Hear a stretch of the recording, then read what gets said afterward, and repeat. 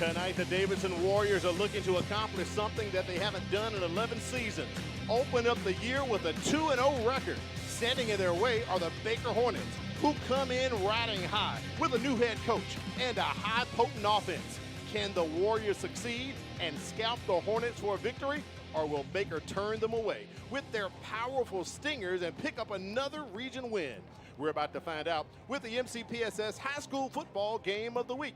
Good evening, I'm Al Wheaton, joined by Corey Bounty. We're glad you're with us. Corey, we get our first look at this high potent Baker offense tonight. You have first-year coach Juan Johnson comes in versus first-year head coach Coach Lambert, and it's going to be an intriguing matchup. 7A Region 1 gets started for the Davidson Warriors coming off of that bye week. We have seen a very potent offensive attack by Coach Juan Johnson. We'll see if the scoring average continues to stay right at 29 points tonight. And speaking of average, Coach Johnson told me they average 68 offensive plays a game. We're talking about college numbers right there, Corey. Huge timing and tempo for this Baker Hornets organization, and Coach Johnson has had a spring underneath him with the Hornets, and it makes a difference in this program. And like you said, with Baker being 2-0, Davidson being 1-0, we'll see tonight if this Mobile weather makes a difference. Yeah, speaking of the weather, we typically go to the checklist, but right now we got to check on the weather. Let's take it down to the field. Kimberly Dunn, I'm sorry you're out there in the weather. Tell us what is going on. Hey guys, it's a great night for football, but we do have rain. We will have rain for the duration of the game tonight. It's going to be in the 82% chance for rain. It drops a little bit at about 9 o'clock, but it should still be raining throughout the duration of this football game. The thing that we always have to deal with here in Mobile is humidity. Our humidity is in the 90%. So that, on top of the rain, it should be a very interesting night for football. You're right about that, Kimberly. Humidity is definitely up tonight, Corey. I can feel it right now inside the broadcast booth. My eyeglasses are kind of fogging up as well, but hey, we're going to work through it. All right, let's get to your checklist for tonight. What are the keys to this matchup for both of these teams, Corey? For the Baker Hornets, the first thing they need to do is stay stinging on offense and defense, averaging 29 points per game, giving up 11.5 per game. We'll see if they're effective on both sides of the football. Controlling the line of scrimmage is always very important, and with the inclement weather, we'll see how this Baker offensive line is able to hold up, along with this Davidson defensive line against this offensive line of the Hornets. Tempo and timing is going to be very important for Coach Juan Johnson, and with the rain, it's going to see if it affects the timing and tempo. All coaches have wet ball drills. They practice in the rain, but tonight is a different story here. For the Davidson Warriors, they want to spear in space, and what do I mean by that? They need to tackle very well. Baker has some elusive running backs and wide receivers, so they want to make sure that they punish them no yards after contact. Start strong on the scoreboard. A couple of weeks ago here in the season opener for the Warriors, they fell down 16-0 early. They don't want to fall behind tonight early in the first or second quarters, and it's going to be turnovers versus takeaways. That's going to be very critical for both of these squads as we look how many times do you turn the other team over, how many times are you able to get takeaways as well. All right, we'll check back in on that checklist later on as the ball game unfolds. All right, Corey, right now we got to talk about impact players. You just laid out the checklist. Who's going to make an impact tonight for both of these teams? Well, you look for the visiting Baker Hornets. It's going to start with running back number 2, Tristan Robinson. He's a junior, and this young man can tote the rock for the Baker Hornets. He already has 33 rushes and a couple of touchdowns. Also, Donovan Hudson defensively, the 6', 185-pound free safety. He has 1 tackle for loss, 2 interceptions, 9 solo tackles. He is the heart and soul of this Baker Hornet defense. And for the Davidson Warriors, look no further than their signal caller. He is a dual threat athlete, Hudson Spivey. He plays baseball as well, one of the leaders of this team, and we'll see him continue to grow tonight in front of our very own eyes. Defensively for the Warriors, Princeton Bradley. He is a senior, and he will be coming from his outside stinger linebacker position, and he is going to lead and need to spear plenty of people defensively for the Warriors. All right, we'll find out what type of impact those guys are going to have on the ball game. Speaking of impact, we'll take it down to the field right now and get a look at the coin toss and check in with some audio as well. Hey, Gary, put your white hat. Okay. All night, I'm calling you white because of your uniforms. All night, I'm calling you black because of your uniforms, okay? Okay, guys, shake hands, introduce yourselves to each other.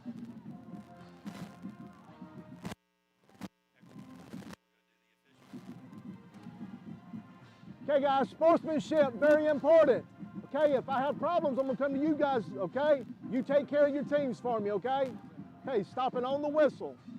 I have heads, I have tails. I have heads, I have tails. What are you gonna call? Tails. Tails. It is tails. You're gonna defer. Yes, sir. You want the football. Okay, which end do you want to kick from? You want to kick it that way? Okay, turn around.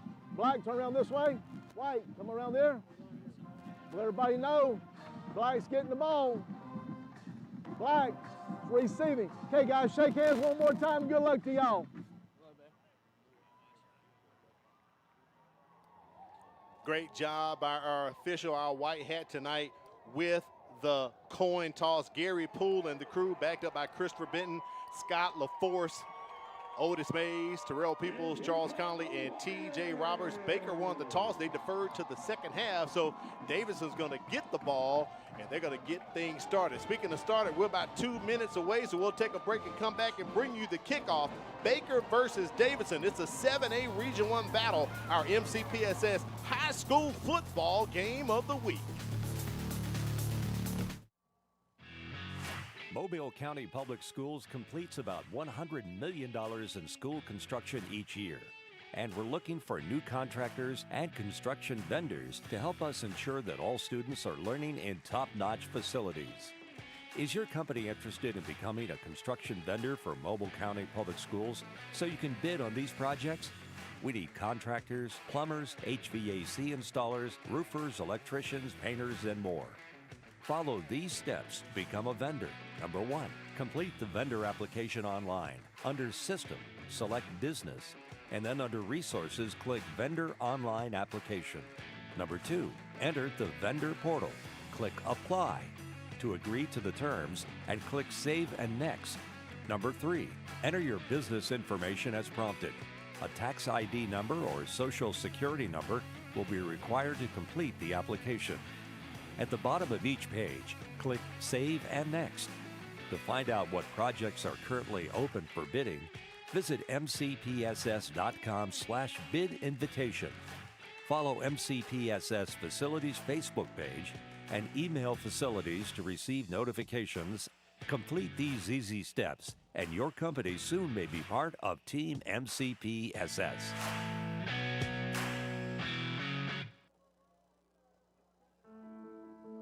A teacher is one of the biggest investors in a community. They impact the lives of those we value the most. Teachers share knowledge which helps shape and mold our future leaders. Teachers show direction and help build a sense of purpose. Are you ready to make a change? For more information on teaching opportunities, teacher incentives, or to apply with the Mobile County Public Schools, log on to www.mcpss.com.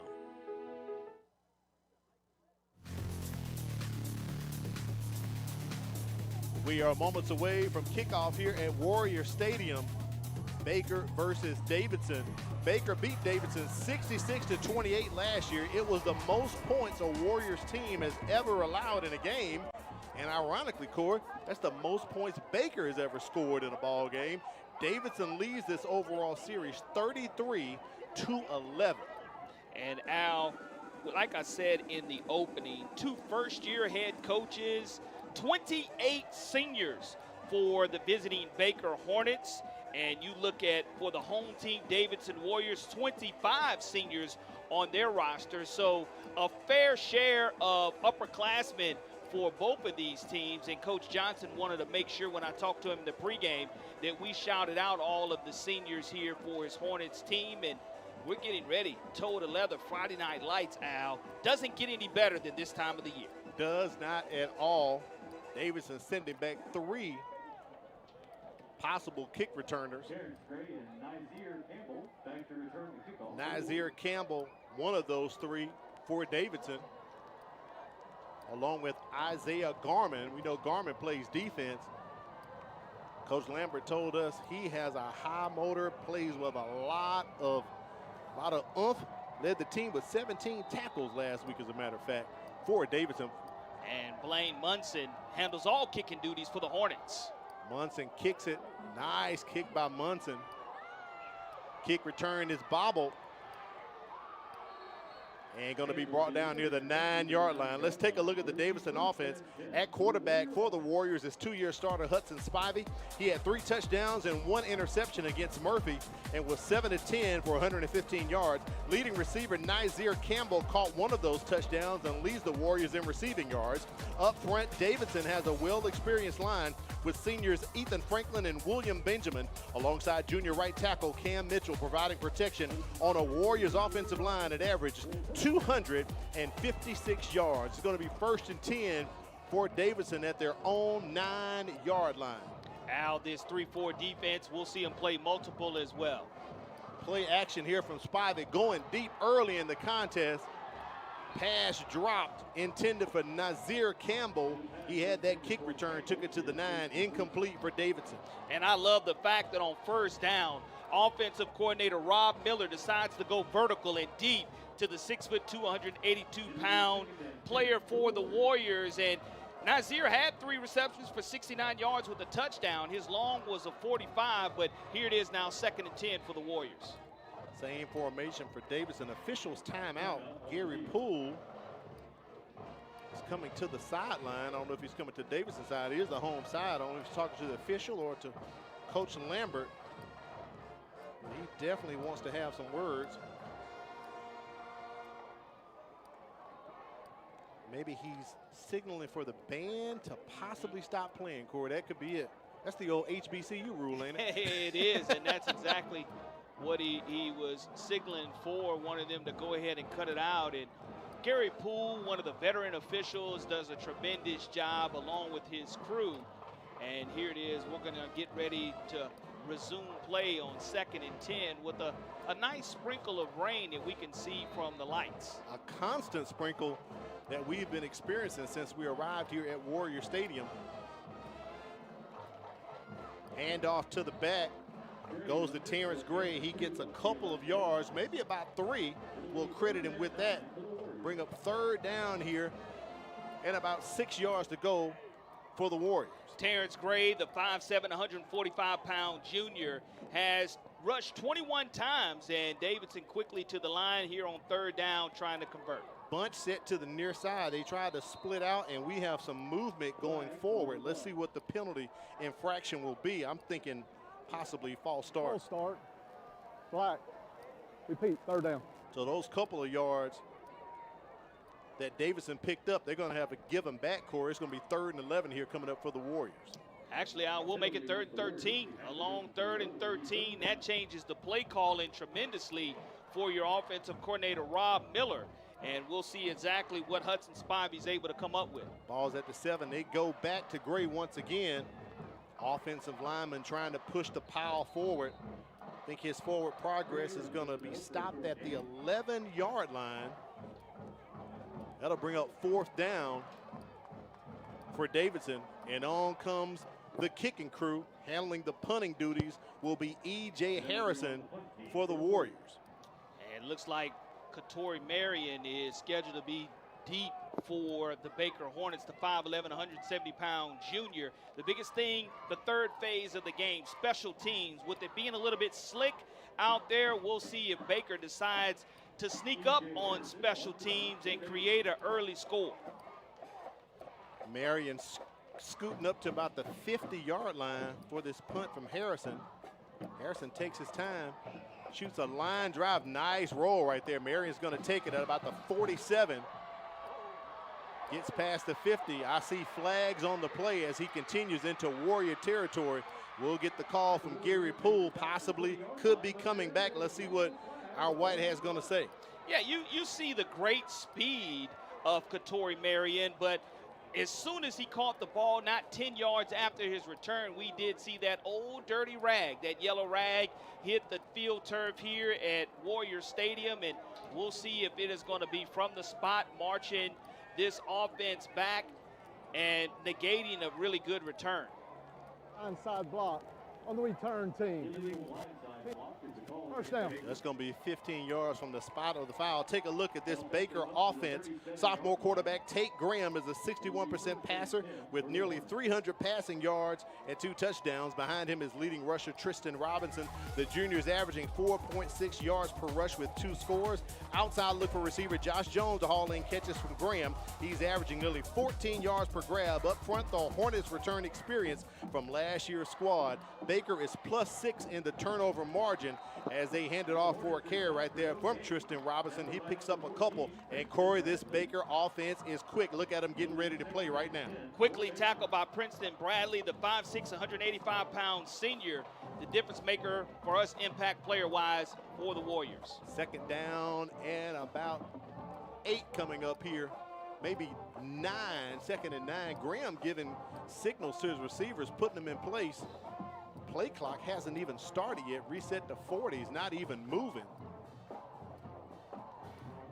Graham rolling out to his left. Pass is complete. Nice grab right there from the Hornets with the grab, number 7 for them. Picking it up. I think it's Josh Jones. Josh Jones, you're right about that, Corey. Josh Jones is going to be the deuce, the 5'11", 165-pound junior with his 10th reception. Quickly to the line of scrimmage, the Hornets do go. And the interesting about Baker, they have a running offensive coordinator and a passing offensive coordinator led by Juan Johnson, overseeing both the running and the passing aspects of this Hornets offense. Running coordinators Tucker Brown and passing coordinators Austin Barber. And he kind of consults with both of them to get the calls. Right now, Gary Poole talking with the officials. I didn't see a flag on the play anywhere on the field. But it's coming back, Corey. After the play, 5-yard smash. Give me a first down. So a face mask penalty against Baker. Good call by our executive producer. Good eyes on him. It's going to put it back to the 45-yard line of Baker. So it's going to bring up 2nd, and we'll call this, what, about 3 yards to go, Corey? No, it's going to be first and 10. So it's a spot foul. It'll be 1st and 10 from the 45, so they'll walk off the yardage. And here it is, momentum. Hornets going across midfield here with this quick tempo offense. And off to Robinson. He cuts the edge. Nice run by him. Picks up maybe 7 or 8 yards for the Hornets. Dwayne Dixon, the 6', 222-pound senior Mike linebacker, makes his 7th solo tackle, and you see how quick Baker gets to that line of scrimmage at 2nd and 1. They're pushing tempo. 9-yard run by Robinson. Pitch out to him is bobbled, but a flag on the play here on the near side on the Davidson sideline. And it looked like maybe a false start early. Not quite sure. Offside encroachment on defense on Black. So that'll give Baker the free first down right there. That's one of the things that will drive a coach nuts when you give another team 3 first downs off of penalty yardage. And now Baker, as they cross midfield, Al, getting right to the 41-yard line of the Warriors, have a fresh set of downs, and it opens up the playbook for their head coach, Juan Johnson. Baker on the move. Handoff up the middle. Goes Ed Nguyen on the fullback position, picks up a couple, and look at the tempo of Baker getting ready to set and run another play, looking to the sideline for the call. A check with me type offense. They can quickly, no huddle for sure. They know with the signals coming from the sidelines what they want to get into.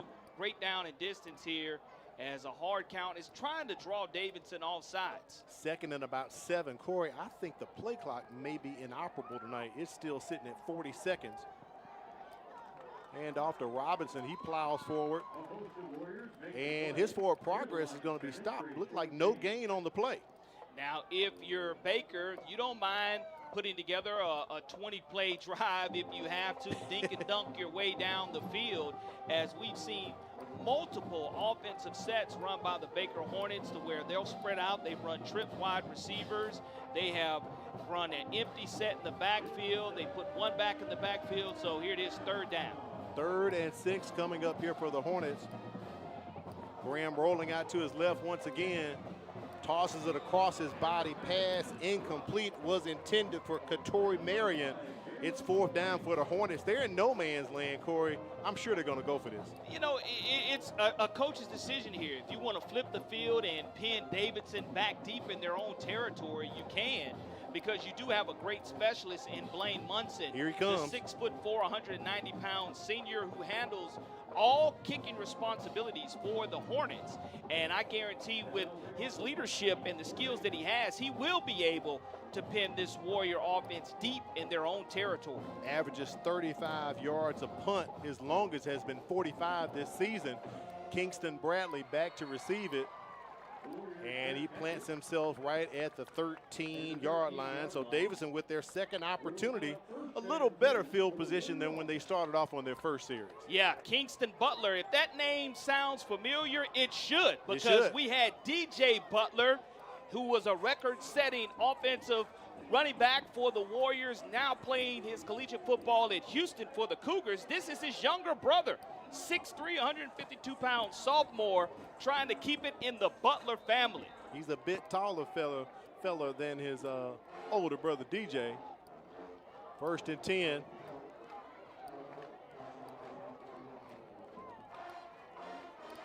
Handoff by Davidson.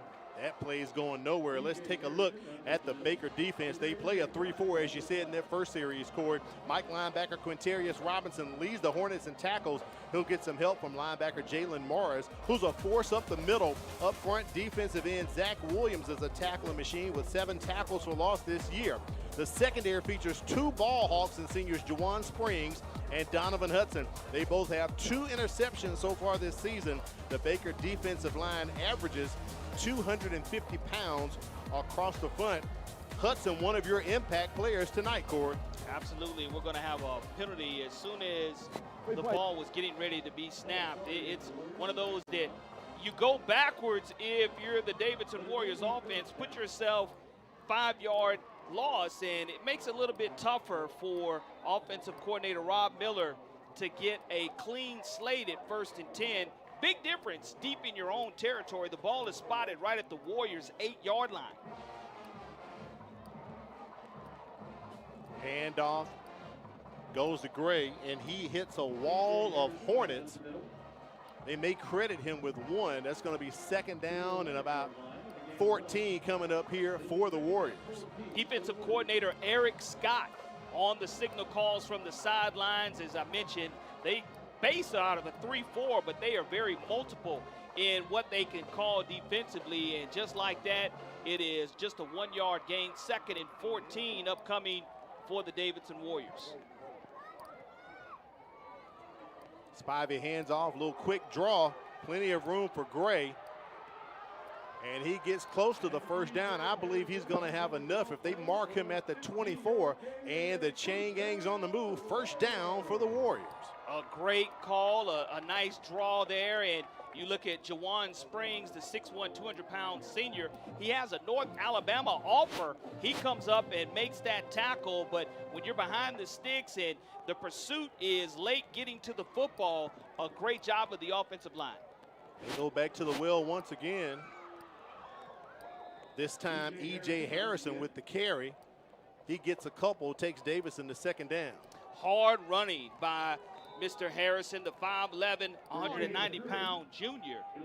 And I think that already you're going to have your first heat timeout of the contest. Not too much heat, but it's definitely some humidity at 5:27. We'll take a break as well and be back with more action for the MCPSS High School Football Game of the Week.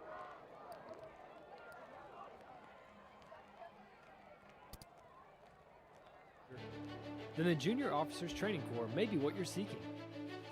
If you would like to develop self-reliance, learn ways to be more responsible, and improve your communication skills, you can do that and more when you register for the Junior Officers Training Corps. The JROTC program is available to all high school students in Mobile County. JROTC, we build a better you. A teacher is one of the biggest investors in a community. They impact the lives of those we value the most. Teachers share knowledge which helps shape and mold our future leaders. Teachers show direction and help build a sense of purpose. Are you ready to make a change? For more information on teaching opportunities, teacher incentives, or to apply with the Mobile County Public Schools, log on to www.mcpss.com.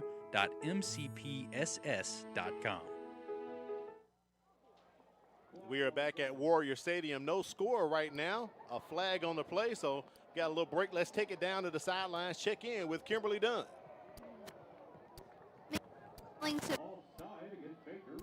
He's with me too.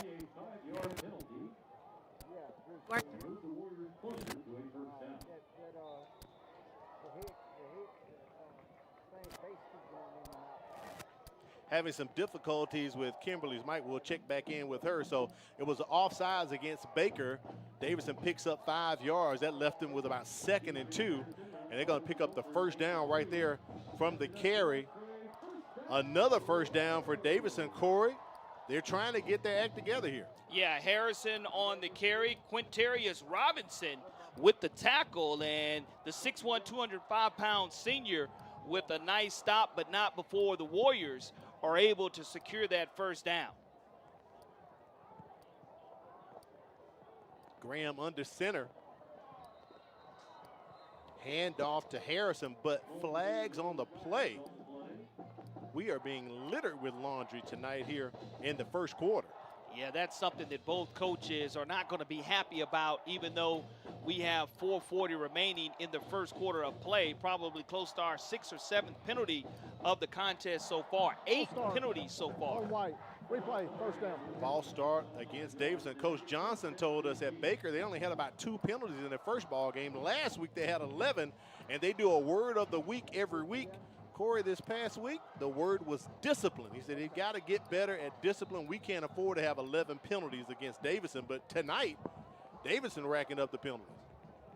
Handoff once again to Harrison. And that offensive line continuing to push forward as he pushes forward. Get some of that penalty yardage back. Going to bring up 2nd down. We'll call it about 6 here to go for the Warriors. Nice run. Yeah, that's a big-time run, positive yardage there to try to get back in your own territory, a manageable down and distance. Look like it's going to be 2nd and about 7 yards to go. And as we talked to head coach John Lambert, he just said, look, he loves the rain for his team. It's going to favor the Warriors with this inclement weather tonight. And so far, they've been platooning Harrison and Gray. We haven't seen Gray for a while. Harrison with a carry again. Picks up about 2. It's going to be 3rd down coming up here for the Warriors as they're approaching midfield, their best field position so far tonight.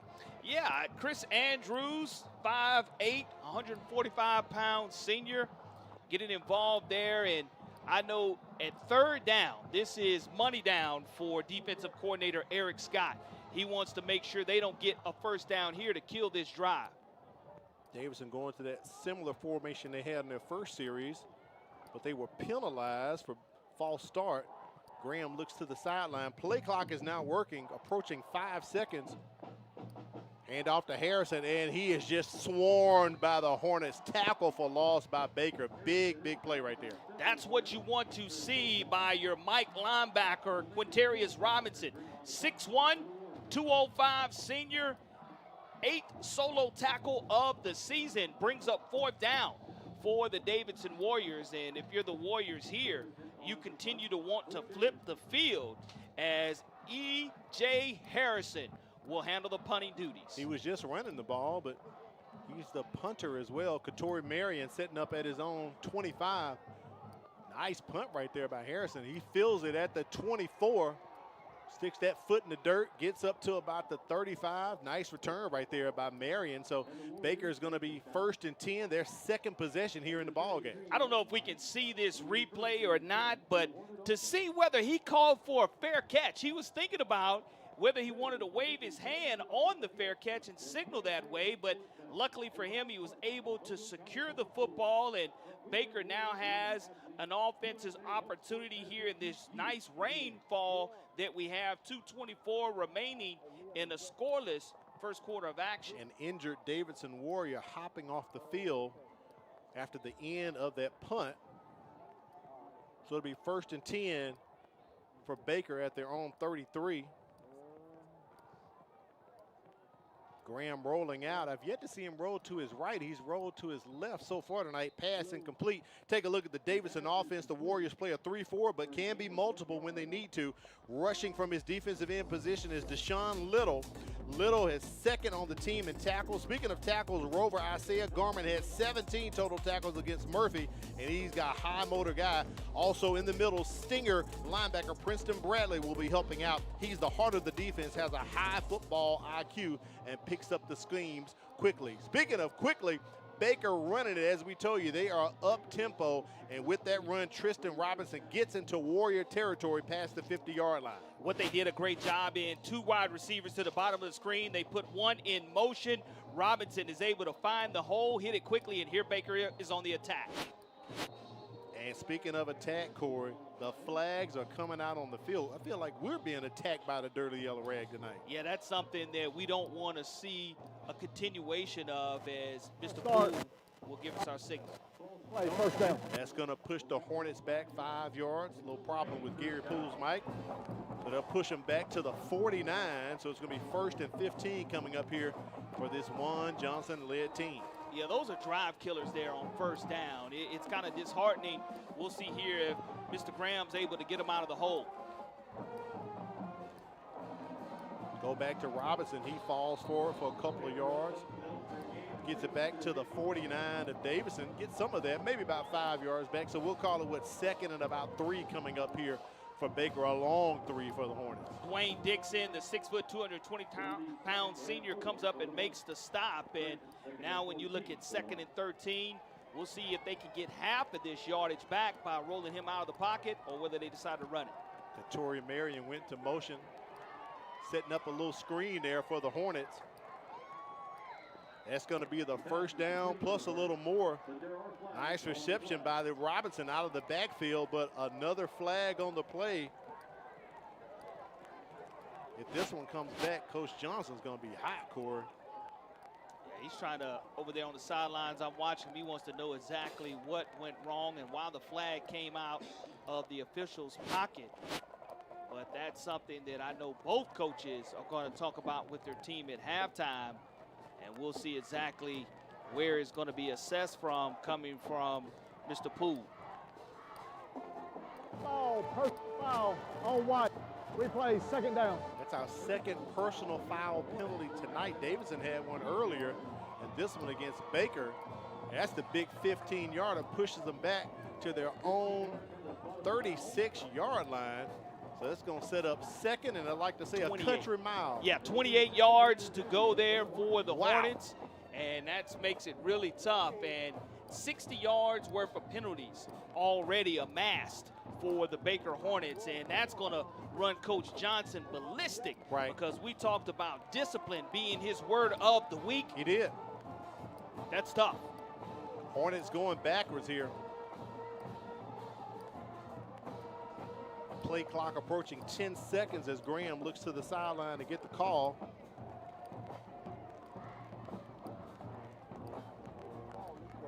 Marion goes into motion. And they give it off to Tristan Robinson, and look at the hole as he takes it past the 50, close to the original line of scrimmage. Great draw on the play by the Baker Hornets. That's how you just try to negate a long down and distance yardage situation, and now it is 3rd and 11 instead of 28 yards to go. You got 17 yards back as we'll take it to the end of the quarter. We will find out in the 2nd quarter if Baker's going to pick up this 1st down. Don't move. We'll be right back. Mobile County Public Schools' Signature Academy program is here to help those students who want to jumpstart their career right out of high school.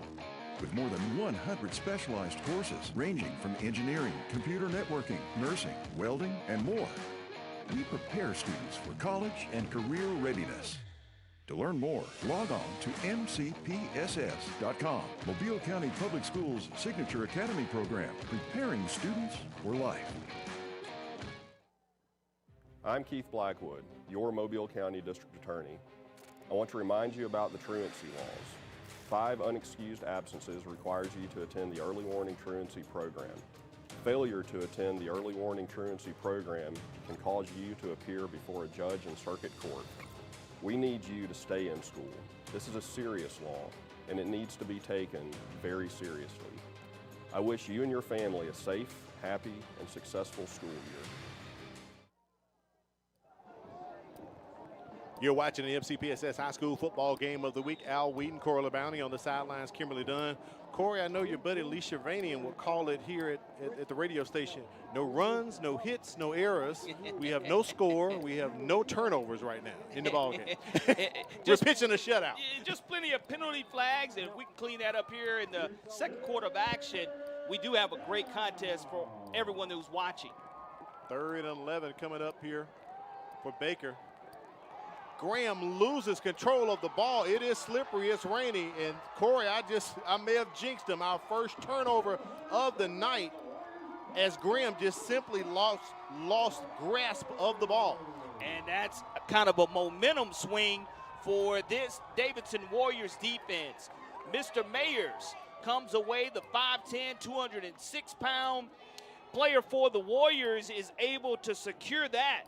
And as it is loose on the turf, we mentioned that rain is a factor. He's just not able to secure and hold that football. And again, this inclement weather, we knew turnovers and takeaways is going to be a difference. And just ball security, that wet ball drill sometimes backfires. It just slipped out of his hands.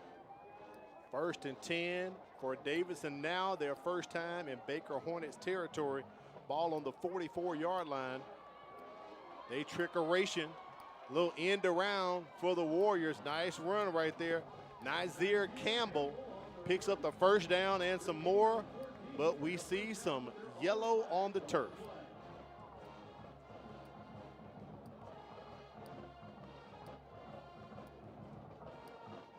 We'll wait for the call from Gary Poole.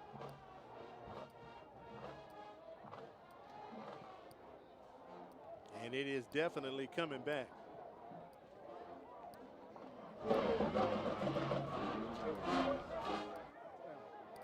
So holding on the play is going to push Davidson back.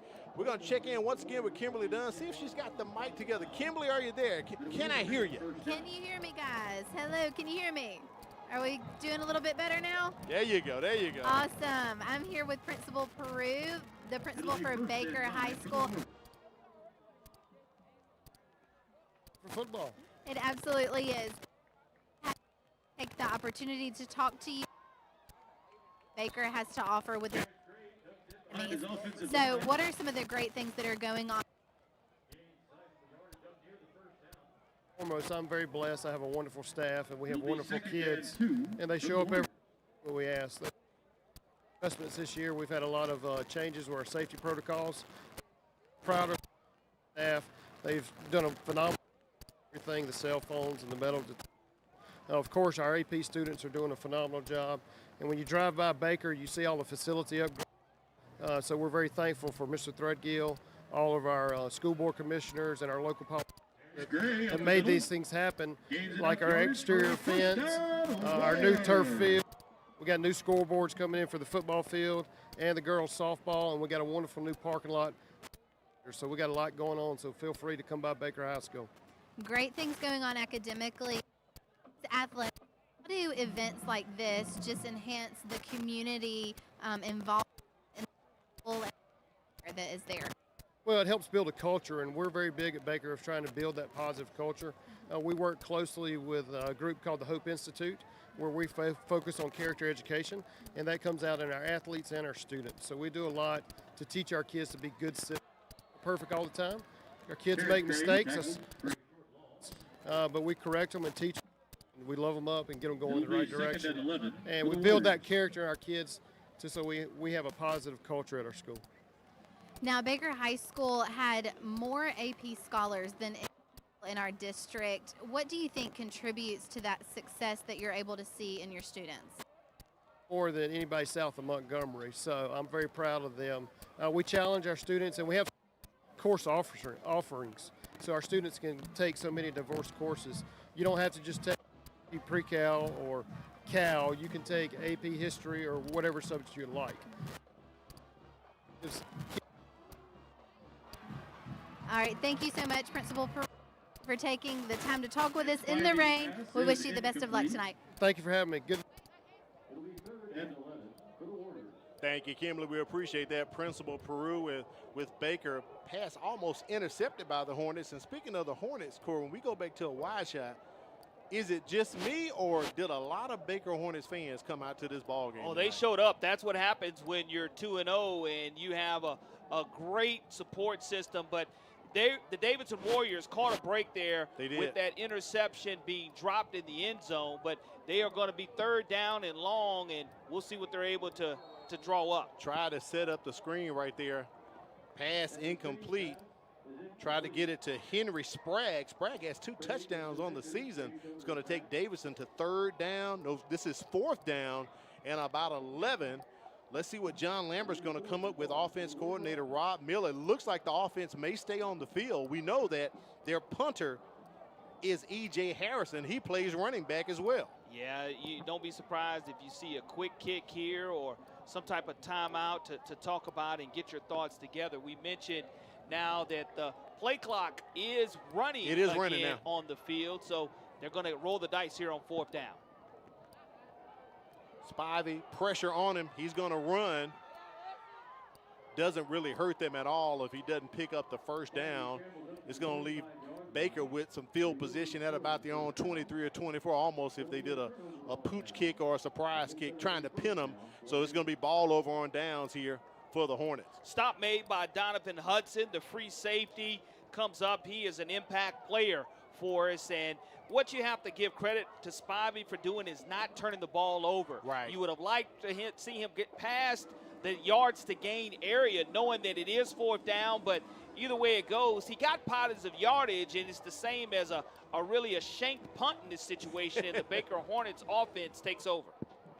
1st and 10 for the Hornets. They're going to spot it at the 25. That's what the scoreboard says. Tristan Robinson with the run up to the 40. Nice run by Robinson, a 15-yard gain. 1st down for Baker. The chains are moving. Going to be the longest run of the evening for the Hornets, and we see that tempo really come into effect after picking up a 1st down. We'll see if they're able to get it off here in less than 15 seconds. Back-to-back runs for Robinson. Turns the edge, approaching midfield right at the 50. He's brought down. That's a nice 8-yard run by Tristan Robinson. Nice stretch on the outside. Great vision by Mr. Robinson, picking up positive yardage there. And what we've seen is a few plays without penalty flags coming up. And it's going to bring up 2nd and looks like 1 yard to go for the Hornets. The down marker official finally gets into place. Ed Nguyen runs back there. He gets the handoff from the fullback position. He gets the 1st down as he plows forward for about 3. So another 1st down for the Hornets. They're on the move trying to hit pay dirt. Yeah, they use him as an H-back, and he's able to run upright, but take care of the football in this wet weather.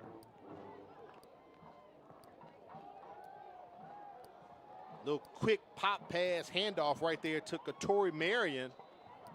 He gets a couple.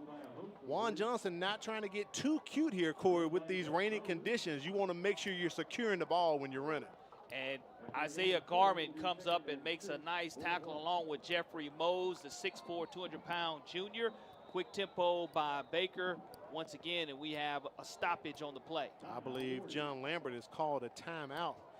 Wants to give his guys a break, Corey, with this tempo that Baker is running. Don't forget, coming up at halftime, the Chick-fil-A Halftime Trivia Challenge will be headed your way. See if Kimberly Dunn can get another winner this week. She'll go into the stands and find someone, ask them a question, see if they'll come up with the right answer to win a Chick-fil-A prize pack. Also got to thank Firehouse Subs. Enjoy more subs, save more lives. A portion of subs purchased at Firehouse will go to the Firehouse Subs Public Safety Foundation. So visit our friend Neil Patel at the Greenlight Road Firehouse Subs location. Also got to thank BSN Sports, where you can get team apparel and equipment from baseball, basketball, or badminton to cross country or volleyball. They've got you covered. BSN Sports, the heart of the game. Visit them online at bsnsports.com. 7:38 remains in the second quarter. 0-0, nothing to nothing. No hits, no runs, no errors, but we do have one error, Corey. One turnover. Tate Graham lost control of a handoff earlier. So the fumble has been attributed to the quarterback, and I'm going to blame it just on the rainy conditions. Absolutely, it was the rainy conditions as this offense looks to get it in gear here. This is the deepest that they've been into Warrior territory the entire first half. Another nice run by Tristan Robinson. Right up the middle, north and south go to Hornets. But we have a flag on the play as announced by our PA guy just to the left of us. Let's see what it's going to be. And if you're the Warriors, you definitely don't want it to be against you, because now you're absolutely putting the Hornets in close to the red zone area. And this offense averages 29 points per game, and they're going to continue to show that tempo and try to wear this Warriors defense down. Baker up to the 28-yard line of Davidson. As you said, Corey, the most they have pierced themselves into Warriors territory tonight. Graham taking his time. Low snap. Tries to hand it off to Robinson. Once again, it's going to be a fumble, and this turnover is going to be recovered by Davidson. Oh, my goodness. And just like that, as soon as you have a nice drive, Princeton Bradley, the 5'6", 185-pound senior, is able to get it, and that play was doomed from the start. It doesn't matter about the rain. It matters with the timing of the offense, and the timing and tempo was not good, and that drive was negated. That drive probably was close to 7 or 8 plays long for the Baker Hornets in that situation as they get deep into Warrior territory and turn it over. Hand off to Harrison from Davidson. He picks up a couple of yards.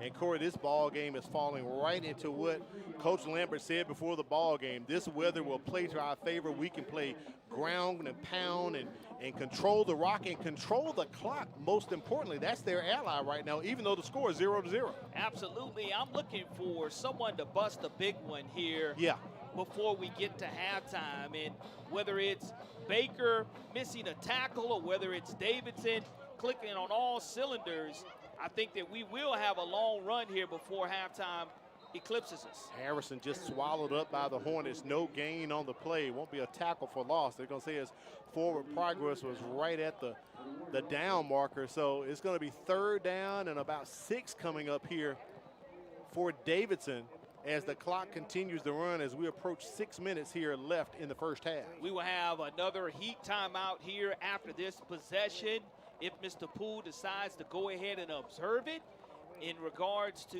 after this play. But the Warriors, they don't mind taking as much time off the clock as possible. Play clock under 10 seconds. Spivey goes up under the center again. Another handoff to Harrison. He just dives forward, stopped right at the line of scrimmage, just like the previous play. We'll take Davidson to 4th down. Our clock continues to run. No heat timeout has been observed at this point. Baker's going to send in their special teams. Katori Marion setting up at his own 30-yard line to receive this punt from Harrison.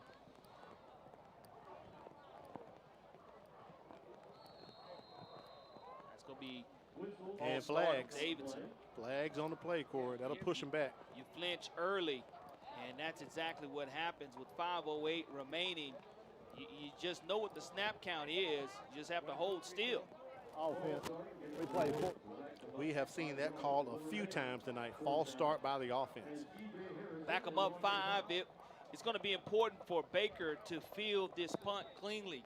And that is already 105 total yards, penalty yardage on both teams combined. Harrison with the punt. Nice punt. Skies it. Marion stays away this time, Corey. And it gets a nice Warriors roll. They're going to down this close to the 15-yard line, pinning the Hornets back. So 2 turnovers, no points for Davidson tonight off the 2 turnovers. Yeah, great job of flipping the field, though, for the Warriors in this situation. And if you're Baker's offense, you look at the clock and say, all right, fellas, we have 4:48 remaining. We just had an 8-play drive negated by a turnover, and now we're going to observe that heat timeout on top of the penalty flag that is on the field. We'll take a break and come back and find out what this penalty may be. You're watching the MCPSS High School Football Game of the Week. There's a lot to like about Mobile County Public Schools. What I enjoy about Mobile County School is the extra attention my teachers give us to help us learn. Teachers are liking their access to technology, and students are liking the quality of their education. I like the technology that's been incorporated into my education. And since 1826, you have trusted us to prepare your child for their future, and we like that. Mobile County Public Schools. We are learning today, leading tomorrow.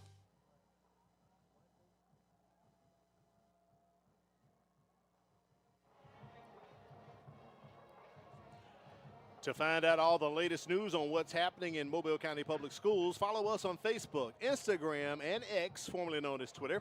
Mobile County Public Schools, we are learning today, leading tomorrow. And this year, we are growing greatness. And Corey, I'm trying to grow some offense or some scoring or something in this ball game. We just talked about it off mic. We've had a lot of penalties, but the tempo of the game is moving pretty quickly. We're approaching 7:45, and it's almost halftime. Absolutely, and with the inclement weather, we'll see here if Baker is able to bust a big one. And I just feel it that one of these teams will have a big play that will result in points on the scoreboard before we hit halftime. And we have a change at quarterback for Baker. Graham is not in the ball game. Looks like they're switching to a Wildcat situation here as they're going to bring in, I believe, Jawan Springs, backup quarterback, Corey. We'll see if there is a possible injury or whether it's just from a timing standpoint to get your offense back on track. But you can see anytime you have a new quarterback in, the center to quarterback exchange is huge, especially when you're in the shotgun formation. And this is something we saw last week from Gulf Shores when they switched over and put in Colin Wilson, kind of running that Wildcat handoff to Robinson. And he ran for nearly 400 yards last week against MGM. But most importantly, you're right about that. Security, ball security, especially in a situation like this, the rain continuing to pour here at Warrior Stadium. Yeah, you want to give kudos to the center for the Baker Hornets, Jordan Emerson, doing a great job making sure his snaps are clean. But it's 3rd and long, money down here for the Warriors. Springs looks to the sideline. Play clock approaching 10 seconds here for Baker.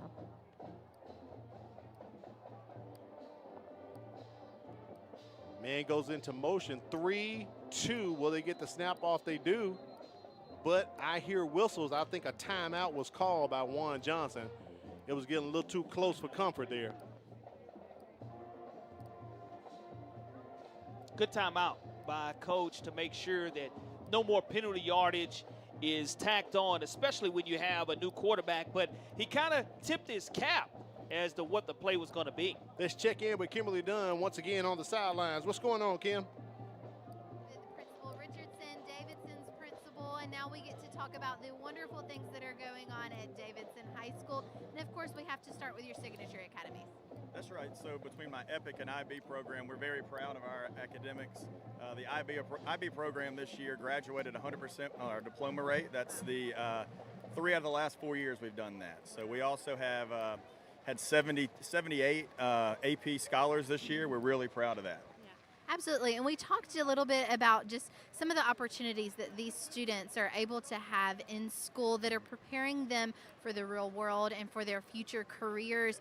What kind of connections has Davidson been able to make that is enabling these students to go into careers right out of high school? Well, our academy provides opportunities for internships, and we've had several internships here in Mobile with Hargrove and everything. But it's more than just academics. You know, the students get just a full experience with football and everything. We just upgraded our dance room, and we put a new flooring in, and it's 3 times as big now. Put new flooring and new lockers in the field house, and we even have a freshman volleyball team. So we're growing, and there's something for everybody here at Davidson. And being able to see that growth and just being able to pour into different areas within the school, how does that contribute to just the overall morale of the students and your staff? Well, Davidson's very diverse. We have a huge ESL population, and like I said, there's something for everyone. But the kids, they all buy into the programs that we have. They're involved in clubs, pep rallies. It's a real family environment. Absolutely. And the last question for you, how do events like this just contribute to the community being involved in the school and the overall experience that your students are able to have? Well, this stadium's changed everything. You know, we have, even in the rain tonight, we've got a good crowd. This is dedicated people with a sense of community, but also the students are here. I went over and thanked all of them, and they're having fun. It's a little sloppy, but it is Mobile. But having this stadium brings everybody together. It gives us something to celebrate. Absolutely. Well, we wish you the best of luck tonight. Thank you so much for taking a moment to talk with us in the wet weather, and we wish you the very best. Thank you very much. Go Warriors. Thank you, Kimberly. Warriors are trying to go. Coach Johnson rolls the dice, Corey. 4th and 2 from his own 19, and they don't get it. The Warriors hold them, and they have a great opportunity right here as they hand it off with a nice run. He's back in the ball game, Terrence Gray. Yeah, that big 4th down stop was by Roland Johnson, the 5'9", 210-pound sophomore defensive end. And what a huge stop for this Warriors offense as they take the field here on 1st down. We do see another penalty flag, but because of the stop, you're able to get the deepest that you've been in Hornet territory all first half long, and they'll march this one backwards as we continue to have a holding and more penalty yards amassed here in the first half. I mean, it is racking up, so that's going to push Davidson back to their own 34-yard line. 1st and 20 coming up here for the Warriors. Low snap. Spivey gets it to Gray.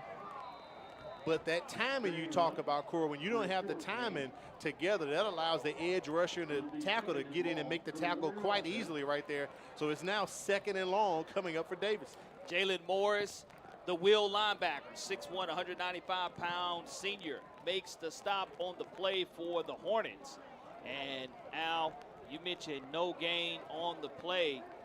You're in a situation here to where I want to see maybe they throw a jump ball up for one of the wide receivers. Even though it's raining, you're keeping it on the ground, and there's close to a big one being busted. Gray with another carry. Gets close back to the original line of scrimmage as we approach 90 seconds remaining here in the first half.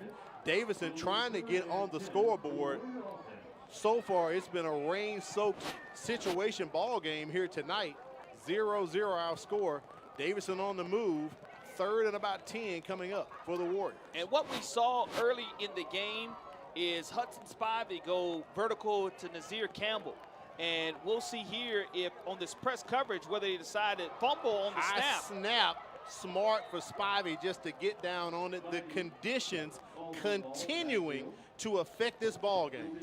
Well, the Warriors there are lucky that this was not a turnover situation for them. As you look at the quarterback, Mr. Spivey, trying to get things right, and you're looking at a 4th down, and there's no need to punt the football here as you're at the 36-yard line of the Hornets. Time elapsing, 4th down.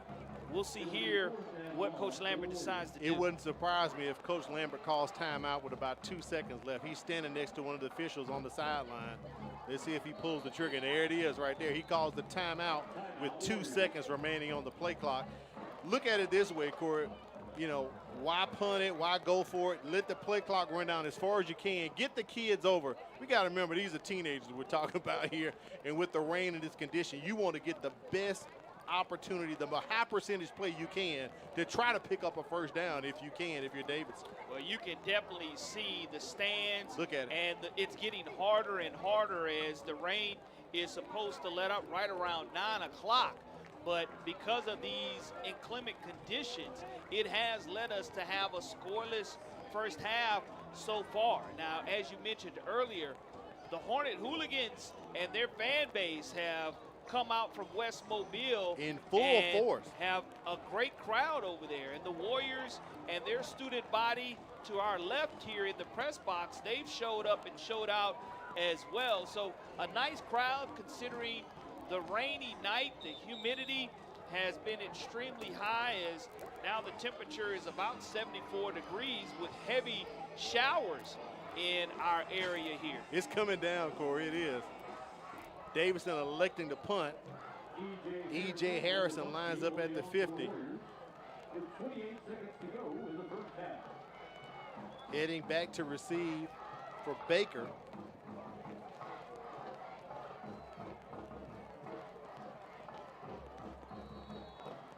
And it's going to be a touchback. They're going to let it go into the end zone.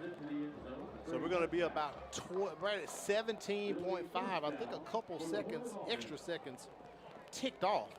Yeah, 17.5 is where we are in this scoreless first half. And we've seen a couple of things here set the trend for the first half: turnovers and penalties. Don't forget, coming up at halftime, the Chick-fil-A Halftime Trivia Challenge. Kimberly Dunn will try to get us a winner as she goes into the stands to get someone to play the Chick-fil-A Halftime Trivia Challenge. And I wonder if the bands are going to play as well, Corey. We're going to find out at halftime coming up. Tate Graham back in the ball game and takes a knee. Smart move by the young man right there. You don't want to have any situations where you're backed up against your goal line and have a turnover right here. 2 turnovers so far for Baker tonight. But Davidson could not capitalize and get points, Corey. Yeah, it's going to be a situation to where when you talk to these coaches, when Kimberly is able to reach up with them, both of them are going to be stressing penalties and turnovers. Right. I think that penalties headlines where we were in the first half. Also the turnovers, because both teams have been what I call within scoring range, right there around the 30-yard line, not necessarily in the red zone, but we saw turnovers 1 week ago make a huge difference in the MGM Gulf Shores game. And tonight we'll see if turnovers and penalties is a factor in the second half as well. And discipline definitely for both of these teams. As we said during the broadcast, we knew that was the word of the week for Baker this week. Discipline, coming off a ball game where they had 11 penalties. Coach Johnson was not happy about that. And I think at halftime, Corey, he won't be happy when he hears the penalty yardage right now going on. So let's go down to the sideline. Kimberly Dunn is with Coach Juan Johnson. Coach Johnson, thank you so much for coming over. I know that y'all are getting soaked out there, but we just want to pick your brain for a moment. We've seen a couple of turnovers. How are you feeling about your team right now? First, I'd like to say we're praying for the Theodore community and the young man Deuce that passed away. As far as my team goes, we've got to play a little bit better in the second half. We've got to take care of the football. Toughest, most physical team. Turnovers, again, when I told you at the beginning of the broadcast, will play a factor in the game. Obviously, the rain is doing what it does. It's part of the game. As long as it ain't lightning, we're going to get out on the field and do our thing. At the end of the day, we got to finish to sustain some drives, get the ball in the end zone, and find a way to win. Absolutely. What are you going to say to your team during this halftime break to motivate them to just finish this game strong? A lot of it's the same thing we preach. Be the standard. Toughness, discipline is going to help them allow us to win the game. We've got to find a way to sustain blocks, figure out a way to get an open field and get a punch one in here. All right. Thank you so much, Coach Johnson. I'll let you get with your team. Best of luck. Thank you, Kimberly. We'll take a break and come back and bring you halftime performances. It's 0-0 for our MCPSS High School Football Game of the Week. If you look at the numbers, Mobile County Public Schools is making great strides. With more than 53,000 students, 7,000 employees, and 90 schools, we are consistently increasing our 4-year graduation rate and our first-class pre-K program. We continue to strive for national recognition and continue to prepare our students for the global workforce. And we do all of this with one goal in mind: to equip and empower college and career-ready graduates. Mobile County Public Schools. We're learning today, leading tomorrow. If you're looking for fun, fashionable, and affordable jewelry, it's here. It's Paparazzi. We have a variety of colors and styles of bracelets, rings, necklaces, and earrings for all occasions and for every event. New styles are added daily, which means you are always up to date with the latest fashion. For that genuine bling, join me, Charmaine Watson, the real jewelry lady, on Facebook Live Sunday through Thursday at 7 p.m. It's cute, it's fun, it's fashion, it's $5, it's paparazzi. This is a program for any middle school student who's actually behind. This opportunity offers kids a chance to do 2 grades in 1 year. If it wasn't for Star Academy, I would still be in 8th grade and probably still struggling. We are one-on-one. We have small classrooms, and we're able to give students that personal touch, that personal attention. I know I'm coming to see good teachers, good attitude, and also they're here to teach us what we need to learn. It is halftime. Let's take it down to the field and listen to the Davidson Warriors marching band.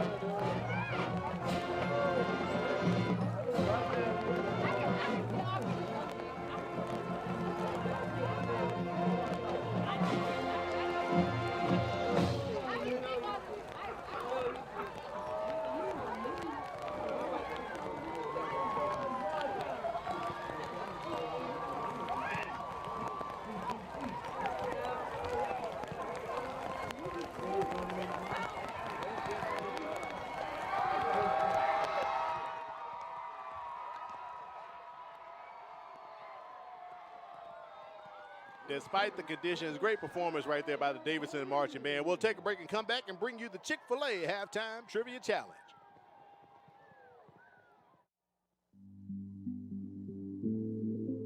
Mobile County Public Schools, the place that has it all.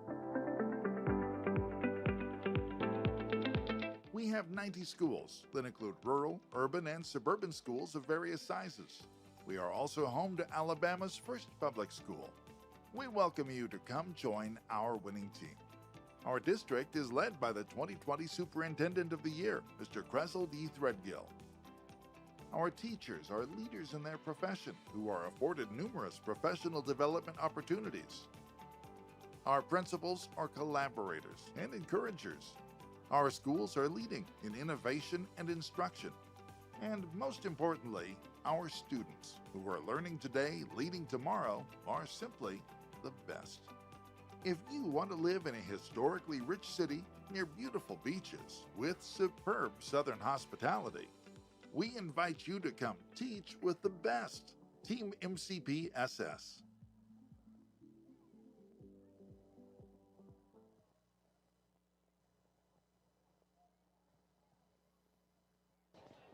It's time for the Chick-fil-A Halftime Trivia Challenge. Let's check in with Kimberly Dunn to see if we can get another winner. Hey guys, I was able to find some really special guests to join me on the field tonight and brave the weather. Can you tell us your names and where you go to school? Jeffrey Huff, and I go to Elder Grant. Jeremiah Huff, and I go to Elder Grant. All right, guys, are you ready to answer our Chick-fil-A halftime trivia question? Yes, ma'am. Okay, here it is. Here we go. Standing at 29,031 feet, this mountain is considered Earth's tallest, highest mountain above sea level. Is it Mount St. Helen, Mount Everest, Mount Kilimanjaro, or Mount Rushmore? Which one do you think it is? Mount Everest. Is it B, Mount Everest? That is correct. Great job. Look, brother answered the question for you. You didn't even have to do anything. Well, these guys were able to win our prize pack that included some Chick-fil-A gift cards as well as some other goodies that they get to take home tonight. Thank you for coming out on the field with me and getting wet. Wave everybody and say bye. Great job, fellas. Great job winning those Chick-fil-A prize packs. Headed your way, we'll take another break and come back and look at Corey's checklist and the Alabama Sports Writers Association Top 10 polls. You're watching the MCPSS High School Football Game of the Week. Our children with special needs deserve a place to play. That is why we are coming together to build the Miracle League of West Mobile Schmidt Family Park. It will include a special needs ball field and playground, regulation baseball and softball fields, and more. We have raised more than $1 million and construction will start soon. But we need your help to complete the project. Visit mcpss.com/Miracle League to donate and to learn more. Any dollar amount will help bring a smile to a child's face. Together, we can make a miracle. Did you know that missing 2 days of school per month has a negative effect on student achievement? And that chronic absenteeism is negatively impacting 1 out of every 10 Alabama students. Studies show students who are chronically absent are more likely to drop out of school. For every 1 day your child is absent from school, it takes 3 days for them to catch up. So if I am not sick, make sure I'm at school, because missing school means missing out. I'm Keith Blackwood, your Mobile County District Attorney. I want to remind you about the truancy laws. 5 unexcused absences requires you to attend the early warning truancy program. Failure to attend the early warning truancy program can cause you to appear before a judge in circuit court. We need you to stay in school. This is a serious law, and it needs to be taken very seriously. I wish you and your family a safe, happy, and successful school year. At Mobile County Public Schools, we believe it starts with us. That's why we offer Signature Academies. Hello, I'm Jordan Clark, and I'm in the Health Service Academy at John L. LaFleur Magnet High School. My future career is to be an obstetrician gynecologist. With this academy, I'm learning firsthand from people already working in the industry. Shadowing them on the job really makes me want to study hard and work harder towards my career goals. Signature Academies are open to all students in Mobile County Public High Schools. Visit MCPSS.com. Thank you. You're welcome. Ayla, hi. Oh, hi, Sierra. How are you? Good. How are things? Things couldn't be better. What do you mean? Well, I just started this new job as a school teacher with the Mobile County Public Schools, and it has been a life changer. Great benefits, the hours are great, and great students. Just overall, it's a great opportunity. Oh, wow, that sounds great. Yeah. I'm going to look into that. You should. For more information, visit mcpss.com/job opportunities.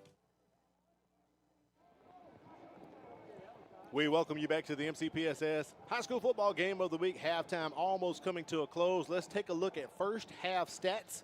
And Corey, one thing is going to stand out, penalty yardage for both of these teams from what they have put up here in the first half. We're nowhere scoreless, but 2 turnovers, and Davidson could not capitalize. Absolutely. You look at the rushing yards, 55 for Baker, 38 for Davidson. No passing yards for the Warriors, only 25 for the Hornets. 80 total yards to 38. 2 turnovers for Baker. That's what Coach Johnson was harping on. And the penalty yardage is 6 for 60, 8 for 50, results in a 0-0 score here on a very wet and getting even wetter field here at Warrior Stadium. And that's going to be a huge difference. I thought that there was going to be 1 or 2 big plays that was going to get us some scoring on the scoreboard. But what it looks like as far as from a rhythm and a penalty standpoint, field position here in the second half is going to be critical. It is. Whether you're able to flip it or whether you're able to create turnovers, but utilizing and taking advantage of what we've seen here in the first half with the running game, we'll see who wears down who in regards to tackling, takeovers versus turnovers. And as we take a look at my checklist, Al, for Baker, the visiting team, they needed to stay stinging on offense and defense. They come in the game averaging 29 points per game. A goose egg in the first half. Defense giving up 11.5, doing a great job of holding the Warriors scoreless.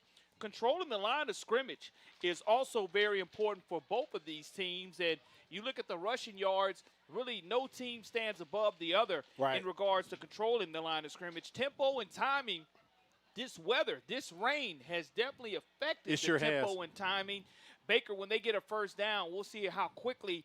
And with their backup quarterback coming in also for the Hornets, that's something to keep an eye on, whether it was just to spark the offense or whether there's an injury that is involved. For Davidson, spirit in space, they've done a great job of tackling, not a lot of yards after contact. Strong start on the scoreboard. Well, they didn't have to worry about that because there is a goose egg there. And turnovers versus takeaways. So far for the Davidson Warriors, they are up +2 on the turnover takeaway margin. So we'll see what happens here in the second half. They sure are. Appreciate you checking back in on that checklist. Right now, we still are in halftime. Let's take a look at the Alabama Sports Writers Association top 10 polls. We'll start in the 5A with the 5A poll. Gunnersville stays atop as the #1 team in 5A, and the Vigo Wolves, they jump up 2 spots from 9 to 7 this week.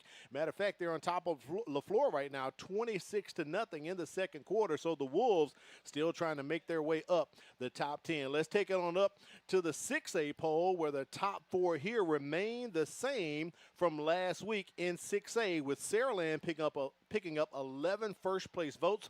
Gulf Shores lost to MGM last week, drops the Dolphins down 2 spots to 10, and Spanish Fort is outside the top 10 with 17 votes. Corey, something you and I talked about on the air. Gulf Shores may be the best 0-2 team in the state of Alabama, possibly. Yeah, moving up a classification after winning that state championship is always tough. You know, no need to fear there. You go back and you look at 5A, Centradale has done a wonderful job. They're off to that strong 2-0 start, trying to garner some first-place votes in the 5A poll. Top 10-wise, that'll be huge for what coach is trying to accomplish there and locking the gates in Centradale. Let's take it up to 7A to wrap it up. The top 4 here remain intact from last week's poll. That's Central Phoenix City, Enterprise, Thompson, and Auburn. MGM still in the top 10 after their win over Gulf Shores last week. They're going to hold tight at number 10. Tonight they are hosting Daphne. That's a big 7A Region 1 battle, just like this one is. And there's a look at your Alabama Sports Writers top 10 poll. We'll take a quick break and come back, bring you the second half, and of course see if we can get some points on the board here for our MCPSS high school football game of the week. Our children with special needs deserve a place to play. That is why we are coming together to build the Miracle League of West Mobile Schmidt Family Park. It will include a special needs ball field and playground, regulation baseball and softball fields, and more. We have raised more than $1 million and construction will start soon, but we need your help to complete the project. Visit MCPSS.com/Miracle League to donate and to learn more. Any dollar amount will help bring a smile to a child's face. Together, we can make a miracle. I believe my child's school is probably one of the best ones I could have picked in Mobile. She's in the PACE program. The teachers are phenomenal. The principal, couldn't ask for a better principal. The research that I had done myself, I believe the quality of education in Mobile County Public School System is excellent. For me and my child, I'm going to stick with the public school system. I think it's the way to go.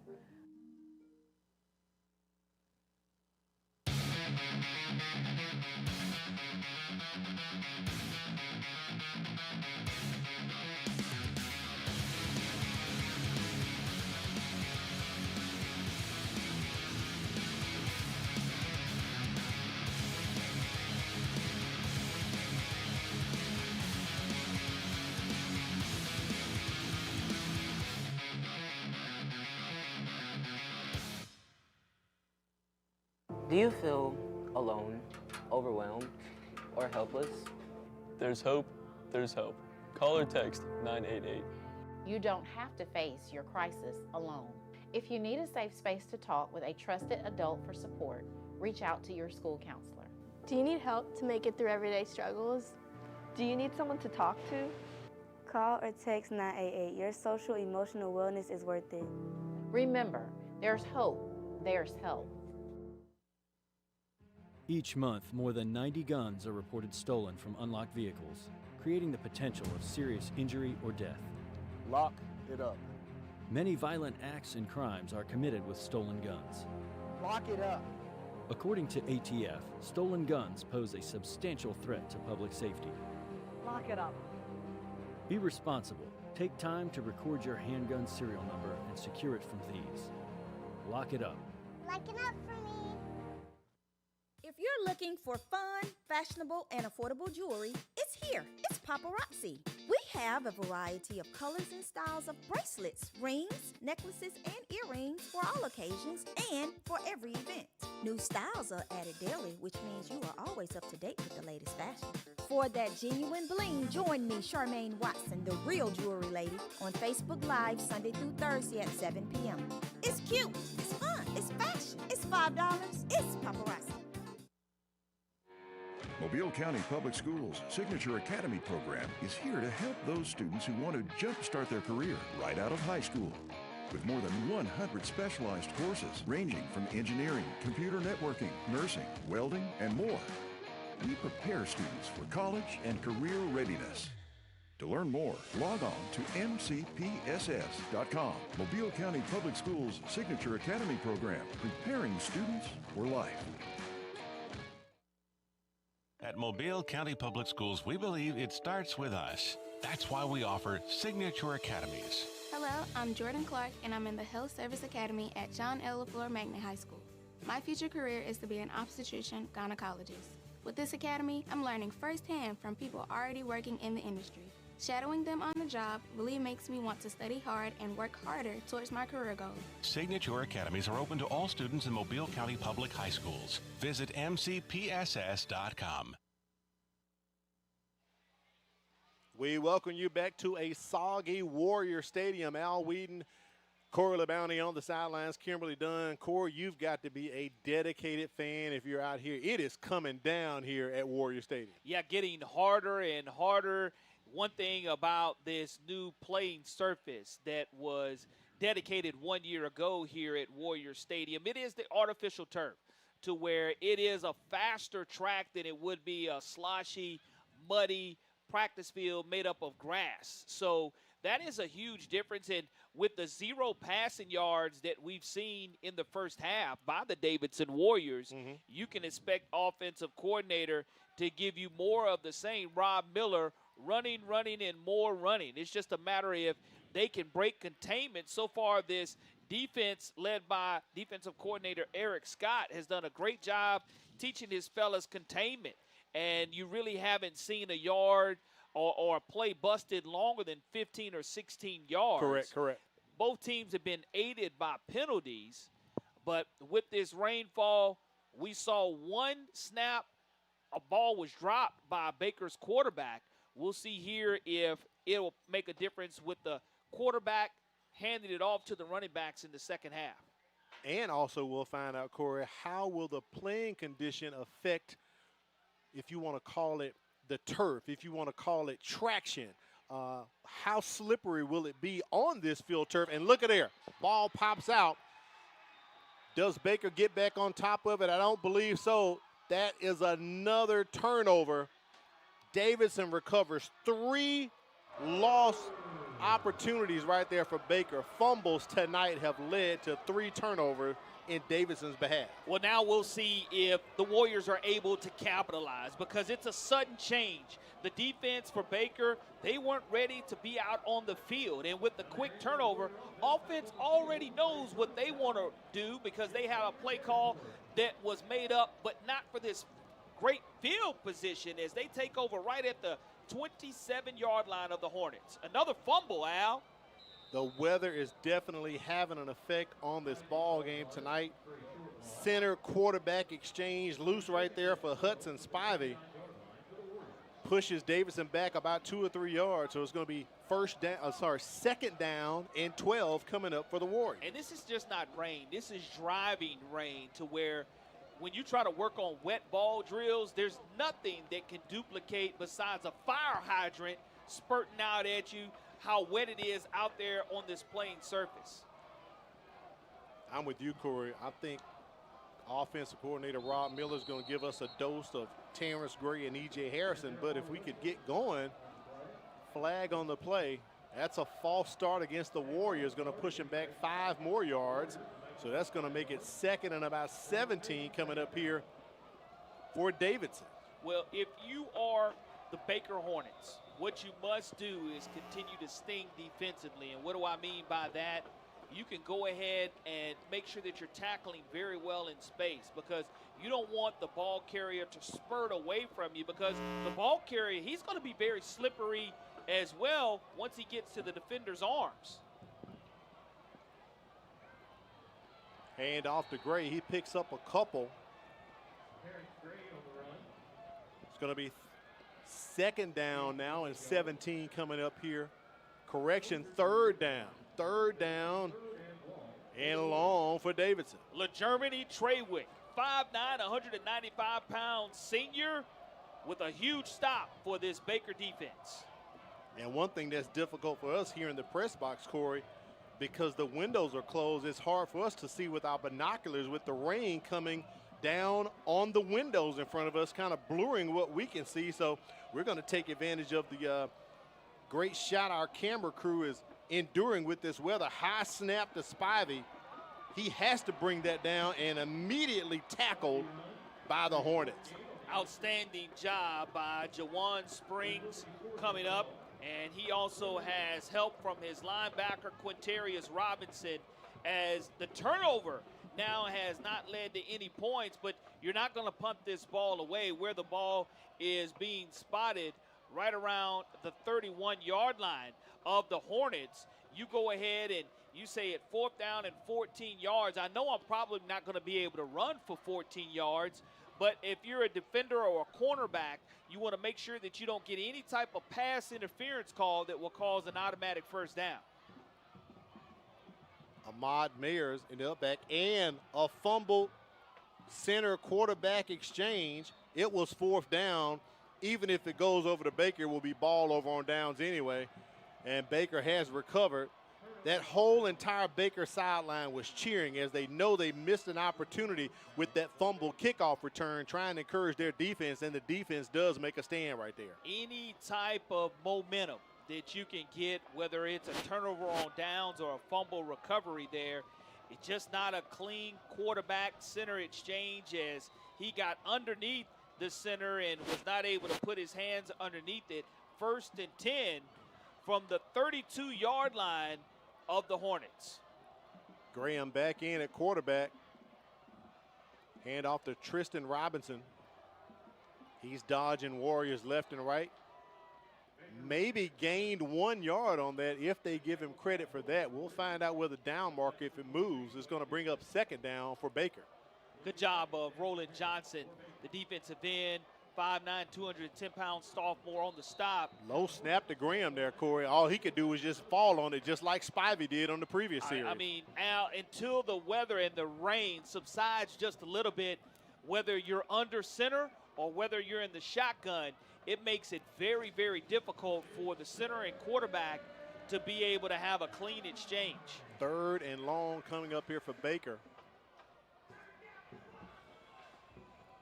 Receivers coming closer to the line of scrimmage. 2 at the top. There's Ed Nguyen from his H-back position. Baker back to throw. Graham lofts it up, kind of tosses it, overthrows his receiver, intended for Katori Marion. That's going to take the Hornets to 4th down. What I love to see is the rolling out of the pocket, though, and they've had success slipping the tight end into that open space right behind the linebackers. Just the accuracy of the wet football makes it very difficult. Now, here, this is critical. I'll be shocked if we see the returner field this cleanly. If I'm the returner, I'm not even trying to field this wet football. Blaine Munson, he's a senior, gets a nice clean snap, puts it up, and that was smart. Stay away from it.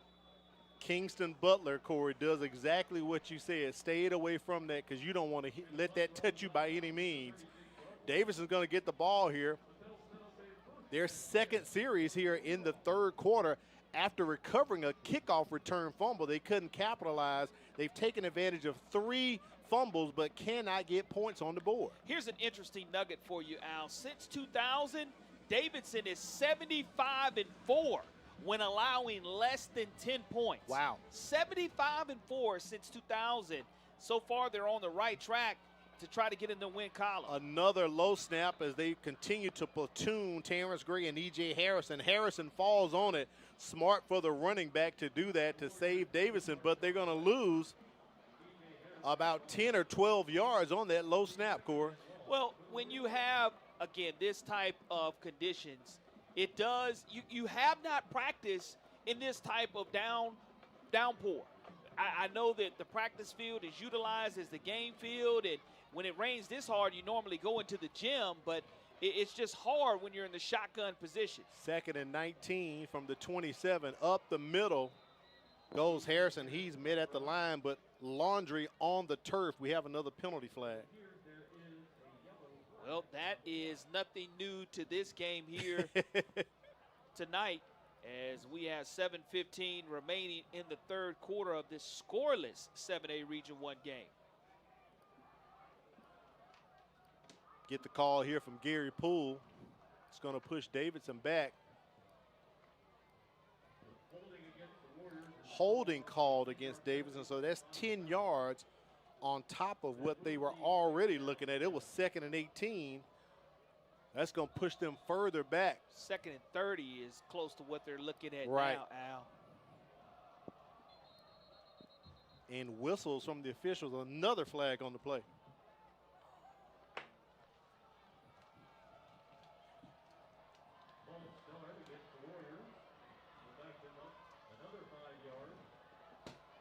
Another penalty against Davidson pushes them back further.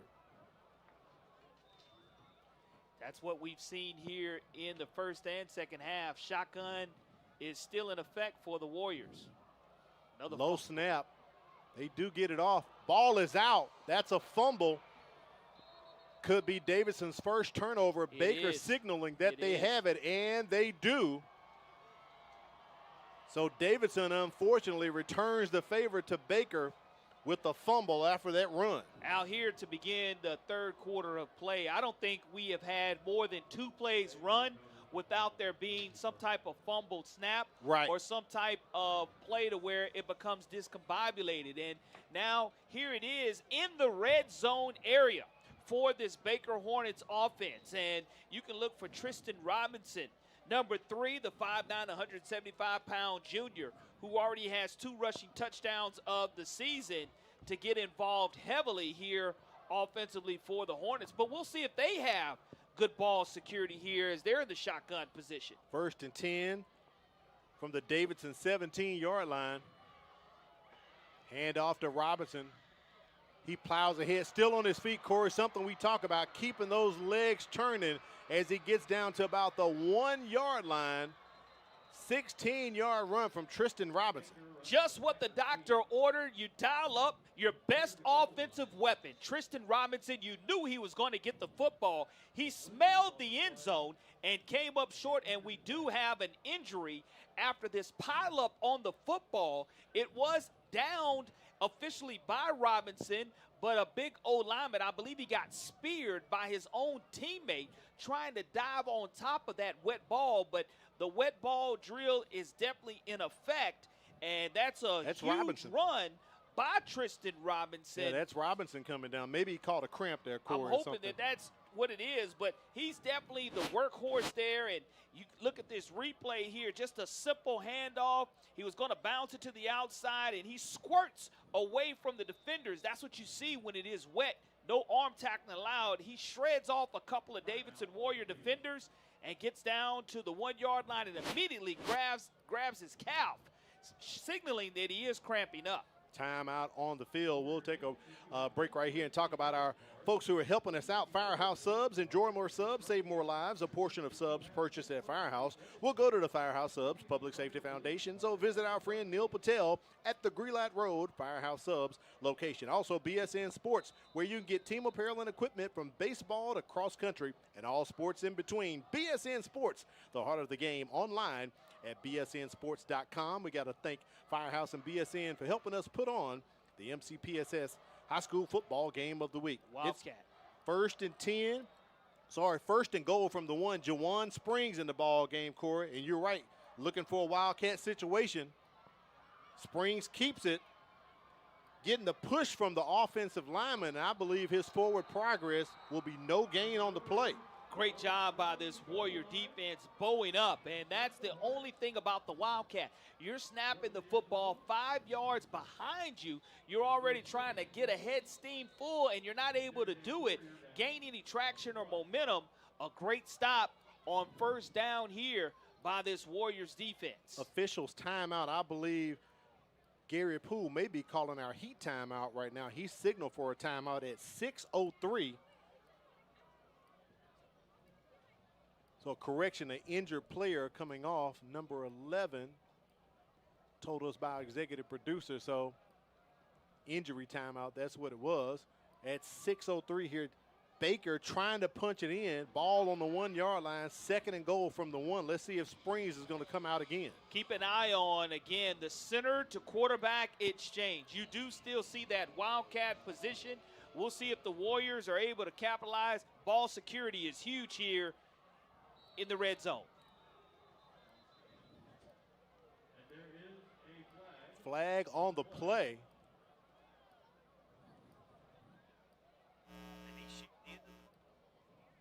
offsides against Davidson. So that'll be, what, half the distance to the goal, Corey. Maybe, what, put them to the 1 foot line possibly? And now we'll see if they go under center with the push or they stay in this Wildcat. Looks like they're going to stay Wildcat. They're still in it. Springs just going to keep it himself. And we'll credit him with a 1-yard score for Baker. They get on the board first. He now has his 3rd rushing touchdown of this young season. The 6'1", 200-pound senior has a North Alabama offer, and he decided that he wanted to go north into the end zone there and get our first score of this contest in this rain-driven, soaked field here at Davidson Warrior Stadium. Blaine Munson on for the PAT. Very important that you have a snap, a hold, and everything is clean right here in this situation. I believe Juan Johnson is calling a timeout. He wants to discuss some things, Corey, at 5:38 here, remaining in the 3rd quarter. Rain continuing to come down. Now it's a bit letting up. It was coming down pretty hard right at the end of halftime, starting the 3rd. Now it's back to where it was during the 2nd and 1st quarter. Well, what you've seen is our first points off of turnovers, and we've seen our fair share of those here in the 1st and 3rd quarters of this contest. And Baker was finally able to get into the red zone area and capitalize off of the nice long run by Tristan Robinson.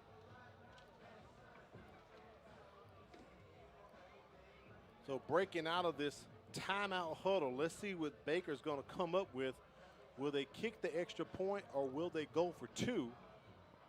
And Munson is on the field. Yeah, he's a veteran kicker. That's what he does do. And no need to chase points. Just go ahead and kick what you're used to doing. Even though it's very slippery conditions, I would go with the extra point attempt before I would try 2.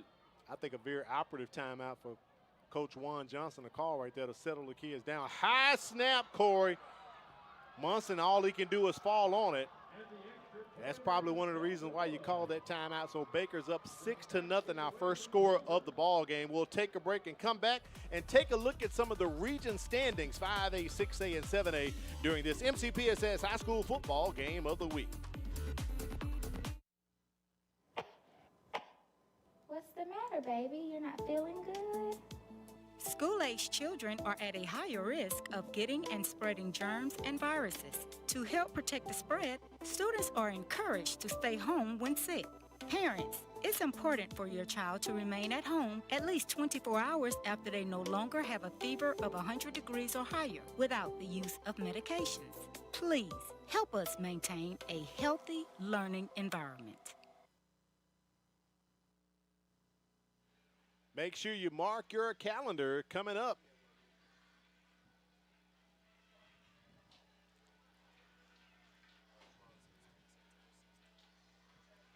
September 16th will be Professional Development Day, so parents want to let you know no classes for students September 16th. Professional development for teachers for the Mobile County Public School System. And also September 30th will be virtual distance learning today. So make sure you mark your calendar September 16th and also September 30th.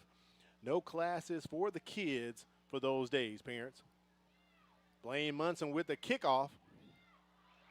Kickoff return bobbled by Davidson.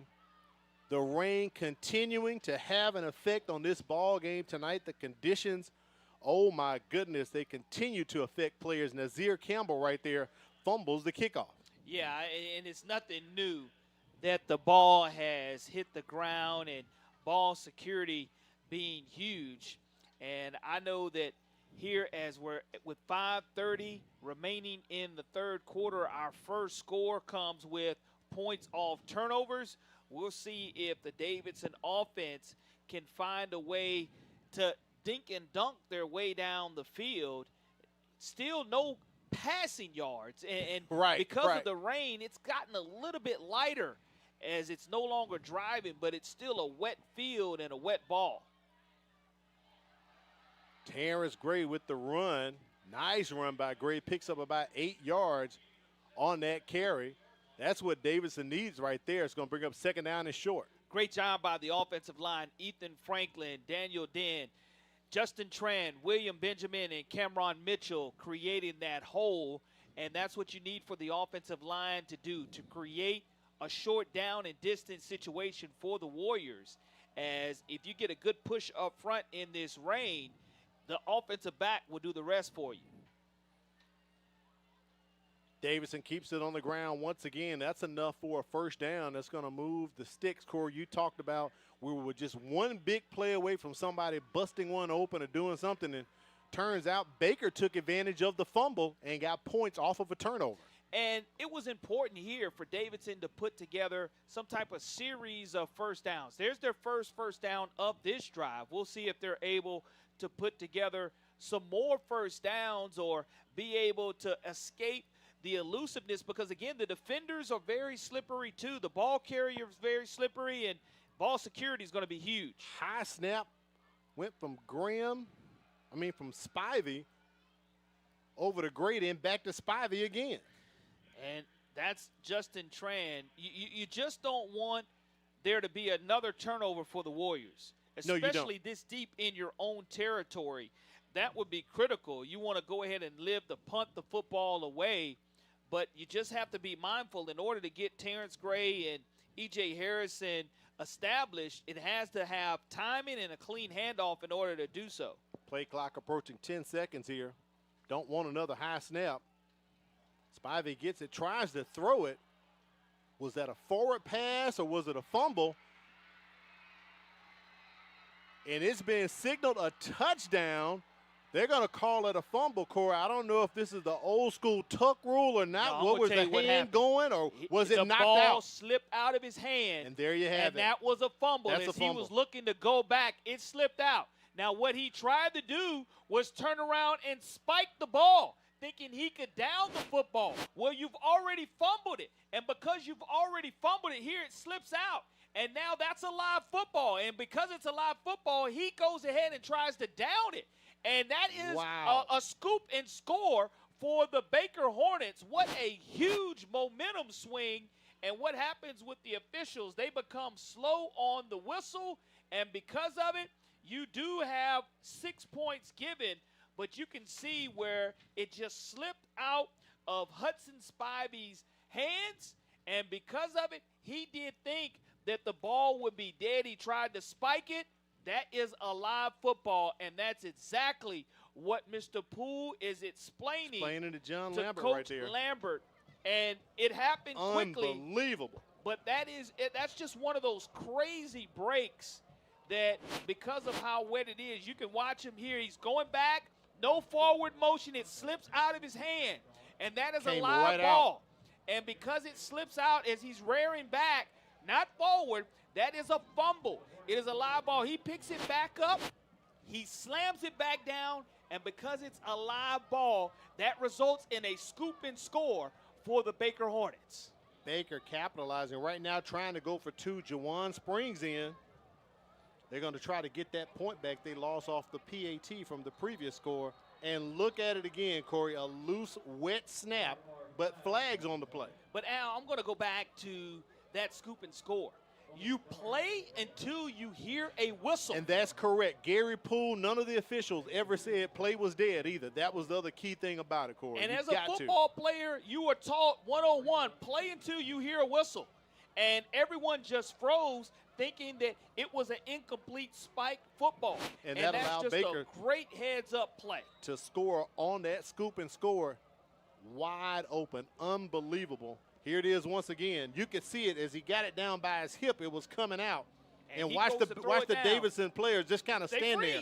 They freeze out, and it's a great heads-up play by the Baker Hornets, being able to go ahead and know they didn't hear a whistle. You play until you hear the whistle, and it was a scoop and score opportunity. Graham throwing, and it is complete. They complete the two-point conversion. Ed Gwynn, the two-point try is good. They brought in Tate Graham after that penalty, and Gwynn hauls it in. So our score now 14-0. Baker has taken advantage of two fumbles and scored on both of the turnovers. outstanding job by Baker being able to capitalize off of 2 turnovers here in the third quarter. And you look at where they received this football, that second scoop and score or turnover opportunity, points off turnovers, came deep in the red zone area. And again, it just boils down to a quarterback thinking he's doing the right thing with the ball slipping out of his hand. He felt as the quarterback that his hand was going forward. He went ahead and threw it down on the ground, and that was a live ball. I love the fact that Gary Poole was very patient. That shows his veteran leadership as an official, not to kill it. And you would rather be slow with the whistle than prematurely killing a scoop and score opportunity. But defensive coordinator Eric Scott, Huge for the defense. Any way he can get it. Huge. And it's a outstanding second score off of points off turnovers for the Baker Hornets. Coming up, we got a Game of the Week Brain Buster. It'll be headed your way, so make sure you stick around for that. Going into week 3 of our Game of the Week Brain Buster. Great opportunity right here. Baker just taking advantage of both fumbles, putting points on the board, scoring an opportunity. Cole, we talked about what big plays are going to happen. They haven't been offensive plays. They've really turned out to be defensive opportunities. Baker's taking advantage of off of both of these fumbles they've recovered so far tonight. And you'll take them any way you can get them if you're Juan Johnson, and it's kind of been flipped with the turnovers in the second half. Kickoff returned up to about the 34, 33-yard line. Terrence Gray returns it up. Davidson gets the ball once again. Their third possession here in the third quarter. What is Coach John Lambert talking to his offense about right now, Court? Listen, he's telling them, guys, we cannot turn the football over. It's just got to be ball security. And I think that you have to put that play behind you if you're this Warrior offense. You just play the next play. Unfortunately, the last time you were on the field, it led to something not positive happening for your team. But you are in good field position here, and you're able to make sure the quarterback to center exchange is a good one, because the rain now has let up, but it doesn't stop the football from continuing to be wet as well. Not as heavy as it once was earlier as we came out of halftime into the third quarter. E.J. Harrison with that carry picks up a couple for Davidson, takes them to second down and about 6 yards to go. Now what you want to do here, you were able to get ahead of the sticks and get positive yardage, about 4 on that play, 2nd and 6. And you can see here Hudson Spivey, he has his hands inside of some type of pouch that's protecting and trying to keep his hands as dry as possible until he's ready to take the snap. Handoff once again to Harrison. Tries to turn the corner, met by a swarm of Hornets. Maybe 1 on that carry, so it'll be third down and about 5 coming up here for the Warriors. This is a huge play, Al. It is. 2:30 remaining in the third quarter. You are down 14-0. You want to keep your defense off of the field. And what better way to get you some confidence going within your offense? Just get first downs here to keep the drive alive and keep that Hornets offense that wants to go tempo off of the field. You definitely want to keep the sticks moving right here. Baker has grabbed the momentum in this ball game after those 2 fumbles, scoring back-to-back. Play clock is expired. Our first delay of game penalty for either team tonight. So those 5 yards that Harrison gained on those 2 plays is going to push them back. And I'm just now noticing the pouch that's in front of Hudson Spivey. And it really is meant to keep his hands as dry as possible, as we've seen Davidson really struggle here with the quarterback center exchange. Handoff on the end around to Nazir Campbell, but a flag was thrown before the play was snapped.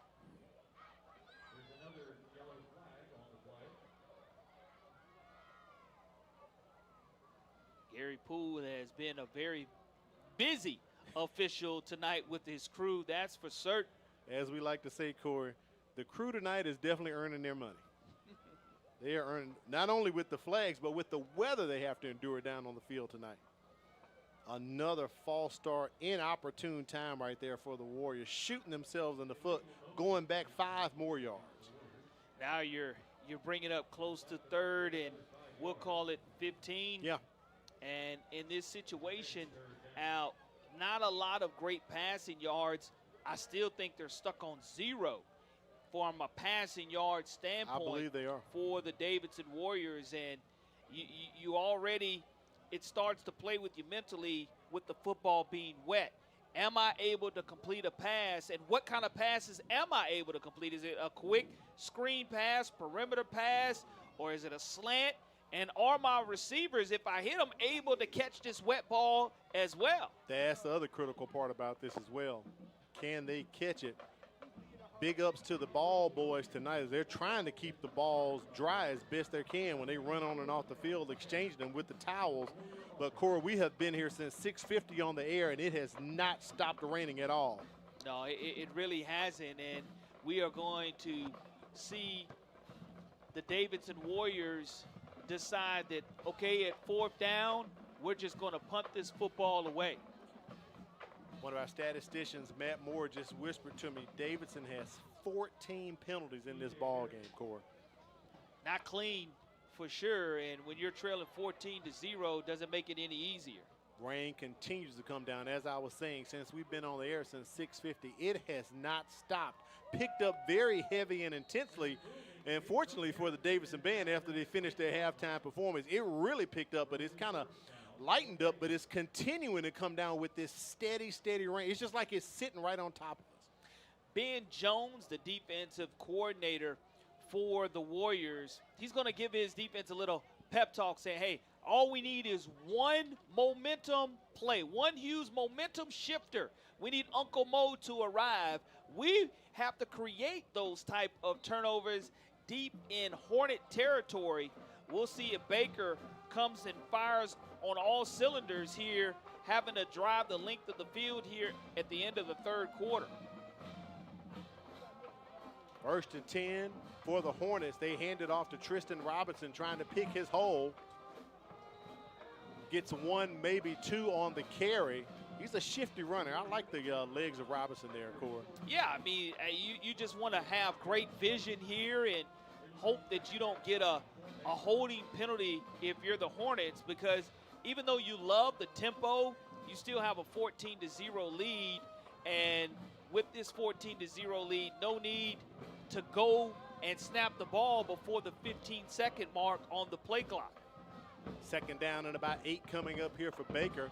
Low snap to Graham. He gets it over to Robinson. Robinson gets out to the corner, but we keep talking about that timing. Those low snaps, the wet ball throws off the timing. He can't turn the edge, can't turn the corner. So he's going to be tackled. No gain on the play. 3rd and about 8 coming up. Being very busy defensively, Isaiah Garman for this Davidson Warrior defense. And here's a huge 3rd down and 8 yards to go for the Hornets. On the short side of this field will take us to the end of the 3rd quarter. And there's the horn ending the 3rd quarter, getting ready for the 4th quarter. And, Corey, you know what that means. Time for our game of the week brain buster as we head into our last quarter of action here at Warrior Stadium. 3 turnovers so far for Baker, 2 for Davidson. Our score 14-0. All right, Corey, here's the question. This current Baker administrator led Davidson to a playoff berth in his only season as the Warriors head coach. Corey, we're in our 3rd week. There's no multiple choice. No, we always have to have multiple choice, Al. Thus the brain buster, Corey. We had to ease you into it, but think about it. This current Baker administrator led Davidson to a playoff berth in his only season as the Warriors head coach. Stick around. We'll reveal the answer of the game of the week brain buster momentarily. And Corey, I may have to send an APB out for my buddy Kimberly Dunn. I haven't heard from her in a while. I want to make sure she's still good down there on the sideline. So maybe we'll get a check-in with her later on as we start the 4th quarter.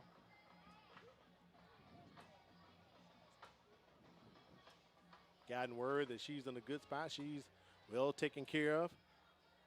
2nd and 8 coming up here for Baker. Interesting ball game, Corey. No points scored in the first or second quarter. 2 turnovers by Baker. We get into the third quarter. They turn it over again with a kickoff return fumble. Davidson doesn't capitalize. And just like that, Davidson has 2 series back-to-back where they fumble, and now our score 14-0. Baker has found the right opportunity to capitalize on these situations as where Davidson has not. 2nd and 18, our first play here of the fourth quarter. And before we get started, guess what? A dirty yellow rag on the field. Surprise. Surprise. Surprise. No ifs, ands, or buts that we have had our fair share of penalty flags that have come flying. And if you're Davidson, you absolutely love the timing of it, because now you want to be able to create some type of turnover.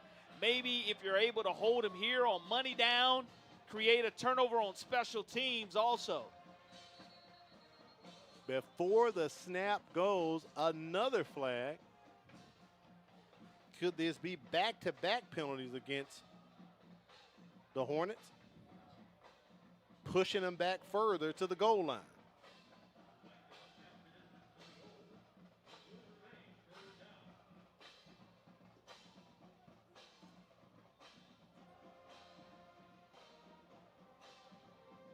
Third down and long coming up here for Baker.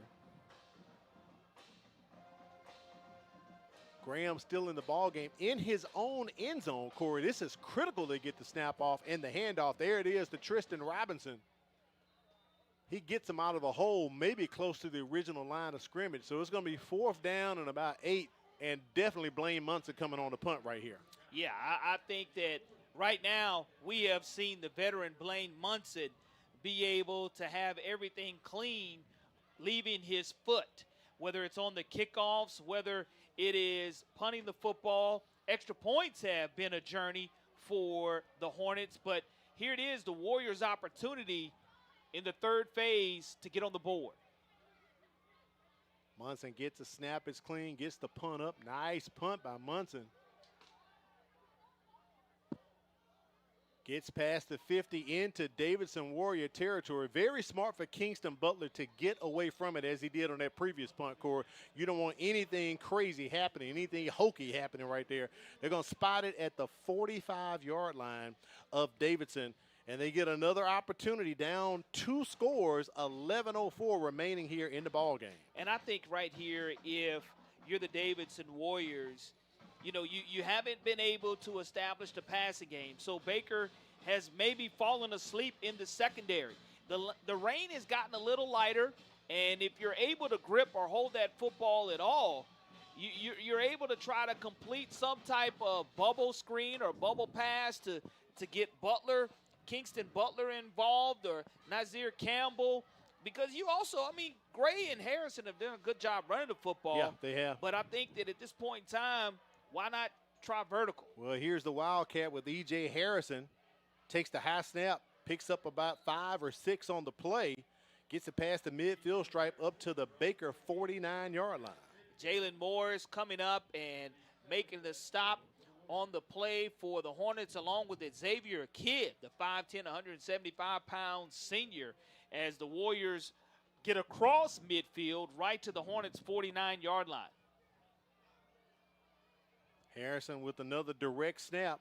Right up the middle, north and south he goes. Takes a couple of Hornets with him. Close to the 41-yard line of Baker. That's a first down for Davidson. They kind of got a spark in this offense, Corey. 5'11", 190-pound junior Harrison with the rush and has Baker on their heels. Sure does. Harrison once again, speaking of the heels, he's tied up right there. A nice shoestring tackle by the Hornets. Picks up about 3. Going to be second down coming up for Davidson. Kidd on the stop again for the Hornets, and you're starting to see Harrison with the little Wildcat success, as Hudson Spivey has not been able to give him that spark throwing the football. But we'll see here if Harrison is able to use his legs and his arm. Low snap right there, and Baker capitalizes on it. as they tackle him, sack him for a loss back there behind the line of scrimmage. Zach Williams, 6 foot, 230-pound senior on the stop, arriving with help from Quintarius Robinson. And now you're at 3rd down and close to 11.5 yards to go, Al. And what you saw was that high snap, which bothers the timing of any quarterback, whether it's a Wildcat or not. Harrison with the run, takes it to the outside, just outside the numbers as he's brought down. Won't have enough for the first down. Davidson sitting in no man's land, expecting them to go for it here on 4th down. It'll be about 4th, and we'll call it about 6 yards to go, maybe a long 7 here for the Warriors as they look to the sideline once again. Jawan Springs comes from his rover position and makes the tackle. And now you're at 4th, and we'll call it 7 yards to go with the ball sitting right at the 38-yard line of the Hornets. May take a timeout here if you're unsure about what you want to do on a critical 4th down to keep hopes alive. Play clock at 5, 4, 3. Can they get it off? They do. Harrison back to pass. He's also the punter. They didn't employ the quick kick technique, and he's sacked and brought down at about the 47-yard line. Corey, it just looked like that play just broke down.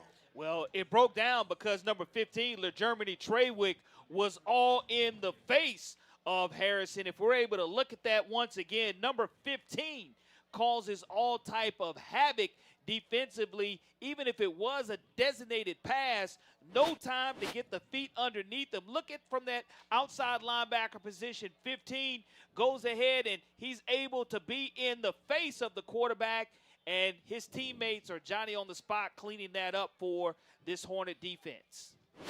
1st and 10 coming up for Baker. Hand off to Tristan Robinson. Picks up maybe 1 on the play. Going to take the Hornets to 2nd down. You talking about that defense, that's swarming for them. That's also an acronym Coach Johnson uses, SWARM, special work ethic and a resilient mindset. It is their character-building education mantra that they have at Baker. So kind of taking the word swarm and taking it from a negative to a positive for the Hornets. Right now, they're positive, up 14 points on Davidson's 2nd down. And Robinson just hits a wall of Warriors, Corey. Look at there. And what you have not seen really in the 3rd and 4th quarter by the Baker Hornets, turnovers. Right. And that's something that we definitely saw in the first half for Baker, whether it was the rain or whether it was any other factor, just not a clean exchange. Coach Johnson, that's something he stressed, and it's paid off for the Hornets here in the second half of action.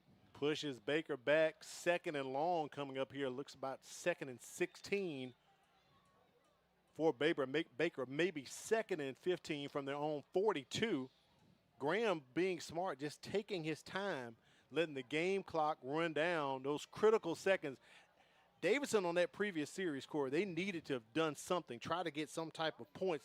It's tough being down 14 with these conditions we're playing in. Graham takes it down to 4 seconds before he hands it off to Robinson, and he's immediately tackled behind the line of scrimmage. Another tackle for loss for Davidson as they continue to pile up on Tristan Robinson.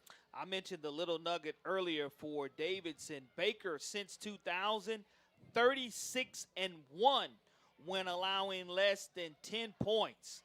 And these 28 seniors, after a shutout a week ago against the Alma Bryant Hurricanes, which took them to 1-0 in 7A Region 1. They're trying to pitch another shutout here against another region opponent.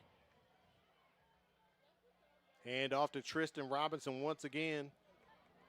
Keeping the ball on the ground, running it over and over again. One thing I can say, Corey, at this point, Graham has definitely had a little better control here in the second half, getting that ball to Robinson, not having those fumbles like they happened in the first half. But it takes Baker to 4th down as Blaine Munson comes on to punt once again. Kingston Butler is going to set up to field this punt return. And now with it not being a driving rain, if the speedster is able to catch it off of a bounce, you don't want to turn it over here if you're the Warriors. He's going to stay away from it and let it bounce. And it looks like it's going to die immediately right on the 19-yard line. Nice punt by Munson to the 19. All right, it's time to reveal our Game of the Week Brain Buster answer. We'll get the question up there. All right, Corley Bounty, here we go. This current Baker administrator led Davidson to a playoff berth in his only season as the Warriors head coach. Yeah, I love history. Love history. And history was made by one Sean Smith. Sean Smith, that's your answer? Absolutely. Do you need to phone Sean Smith? I do not need to phone Sean Smith.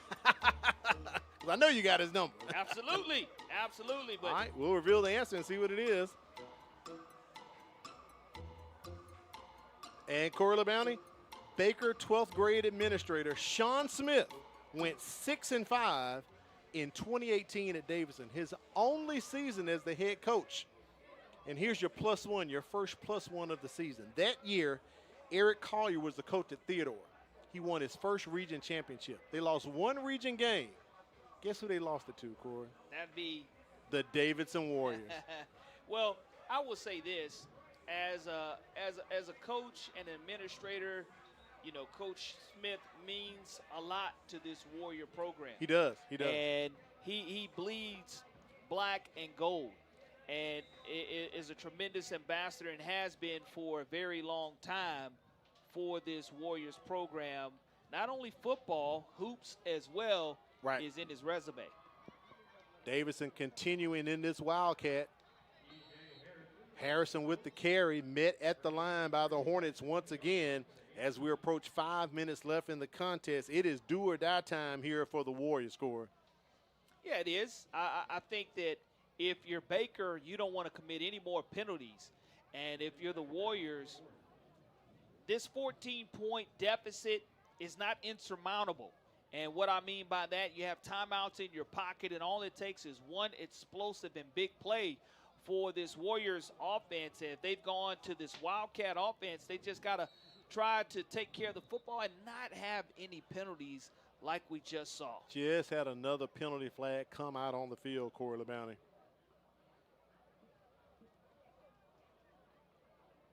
Another false start against Davidson pushes them back. I will say this, Corey, not only is Gary Poole and his crew earning their check tonight, our statisticians, China Powell and Matt Moore, earning theirs. I think China's had to pull out not only her abacus, but her trigonomic calculator over there with all these penalty yards going on, man. Working overtime. Wow. Two of the best in the business here working with us on the MCPSS television network. Couldn't do it without either one of them. Another direct snap to E.J. Harrison. Nice hole right there created by the offensive line. Harrison pushes it up close to the 25. Nice run on second down. Yeah, an outstanding push by this offensive line, as we have seen Harrison here in the fourth quarter get a majority of these snaps because he is the biggest offensive home run threat for this Warriors offense. And you were going to have him in the backfield anyway, very similar to what we saw Gulf Shores do a week ago with Colin Wilson. All it takes is for him to get past the line of scrimmage, and you can give him 6. Great job for our crew hanging in there with us tonight with these inclement conditions. Now, as you look at this on your television screen, you may be saying, what rain is going on? Well, due to this great high-definition technology, it's so just crystal clear. It doesn't look like rain's coming down. But, Corey, as we look out this broadcast booth, it's pouring down here at Warrior Stadium. You can look at the track and see the reflection off the track, or look at the lights and see it slanting off of the lights. It has definitely been one in which the drought in Mobile, Alabama, there's going to be a surplus here for the day for sure, because it's been raining all day long, and they're lucky that they do have this beautiful new field turf that is really in its second year of use here at Warrior Stadium. Low snap to Harrison, little jump pass didn't work as he leaked out, tried to get it to one of the up-back guys there, incomplete. Al, we've been calling games for quite a long time here on the MCPSS television network, and I can only recall maybe one other game where there has been 0 passing yards by either team. And what do I mean by that? You know, you may have some run-heavy teams that love to run the option, and that's all they are is a ground and pound team. They may have 1 or 2 passing attempts. You normally see that in the state championship in 1A, 2A, or 3A football. But in 7A football, very rarely, because of the inclement weather, do you see 0 passing yards by a team. High snap to Harrison. It is blocked by Baker, and they're going to fall on it at the 21, and it continues to go downhill for Davidson here in the second half. Let's try to get a replay and see if it went off one of the up backs.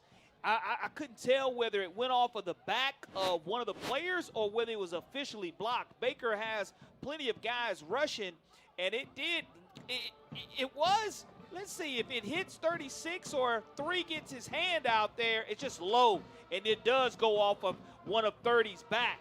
So it was a bad snap, a low punt that went off of 30's backside, and it was down now. Baker in prime territory once again at the 21-yard line. Graham leads the offense back on the field once again. Just to his left, Tristan Robinson. Low snap to Graham. They've got to fall on it. We've seen this happen before during this ball game. I believe Robinson and Graham fell on it to recover that ball for Baker. So it's Baker's ball. They lose about 5 yards. Great job of the truck on that punt, showing that it actually was a low kick that went off of the backside of number 30. And we appreciate being able to bring you those great replays. And there's another fumble. Another fumble, low snap, and a flag comes out as well.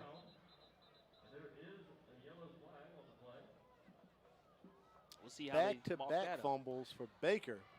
And again, considering that it's just 9:08, and we've had close to 20 total penalties here in this game, it's amazing that because there's been so much running and not so much passing, that we've been able to get this game here in under 2 hours and 15 minutes. The pace has been unreal. A legal chop block called against Baker, so that's going to push them back 15 yards.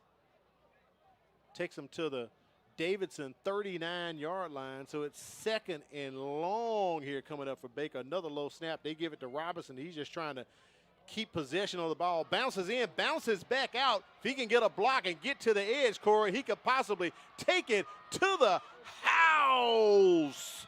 Tristan Robinson with a 39-yard score, and Baker piles on more points.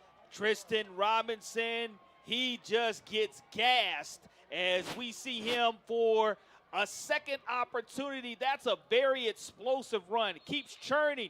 Bounces off of defenders. No whistle was blown, and then it's just a race. Picks up a critical block, by his wide receiver, Cam Todd. Cam Todd busts his teammate loose, and here comes the cramp as he scores the touchdown. And Baker, they get their security score here at the end of the 4th quarter in this 7A Region 1 matchup. But credit Tristan Robinson for continuing to churn his legs, staying low with his pad level. The Warriors weren't able to wrap up, and now the point after is up, and it is good. Blaine Munson gets the PAT, 21-0. Here's our score. Baker on top. Corey, I made a joke about your buddy Lee Shavanian. No hits, no runs, no errors at the end of one. And look at here now. Baker up 21-0. 18 rushes, 121 yards, and he has 1 touchdown. So on the season, Tristan Robinson is well on his way to 300 total yards rushing and has 3 touchdowns, and also has that North Alabama offer on the table, and you can see why there's a lot of interest by North Alabama Lions and Coach Dearman as to this young man shows what he can do as a great, versatile athlete. Make sure you join us next Friday. We're taking it to the 913. That's 913 Wilson Avenue. Viger playing host to UMS Wright. That's going to be a nice 5A Region 1 battle. Got a text from my buddy Arthur Medice about 5 minutes ago. Starting the 4th quarter at LaFleur, Viger up 46-0 in the snake pit, Corey. Yeah, that's a big-time win for Coach McKenzie, and they have a lot of offensive weapons and defensive weapons at Viger. I think they're only going to get better as the season continues. And we know the GOAT, Terry Curtis, the state's all-time winningest coach. All time. He always has the Bulldogs prepared, so it will be an outstanding matchup between two historic winning programs next week here on MCPSS Television Network. Monson puts his foot into it.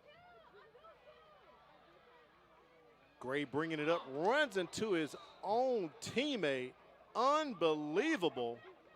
Terrence Gray, oh my gracious. I will say this, when it rains. Oh, Corey, don't say it. It pours. Say it, don't say it, Corey. And that's evident here by running into your own teammate. You want to have an explosive return, as you can see the rain coming down, and here is the pouring it on by your own teammate. And that will definitely not make the highlight reel for the Davidson Warriors tonight. That will not, Corey.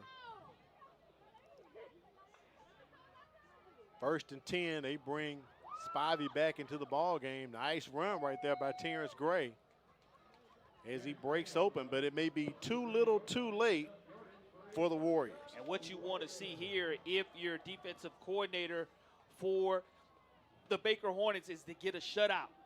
And you want that shutout for 2 consecutive weeks.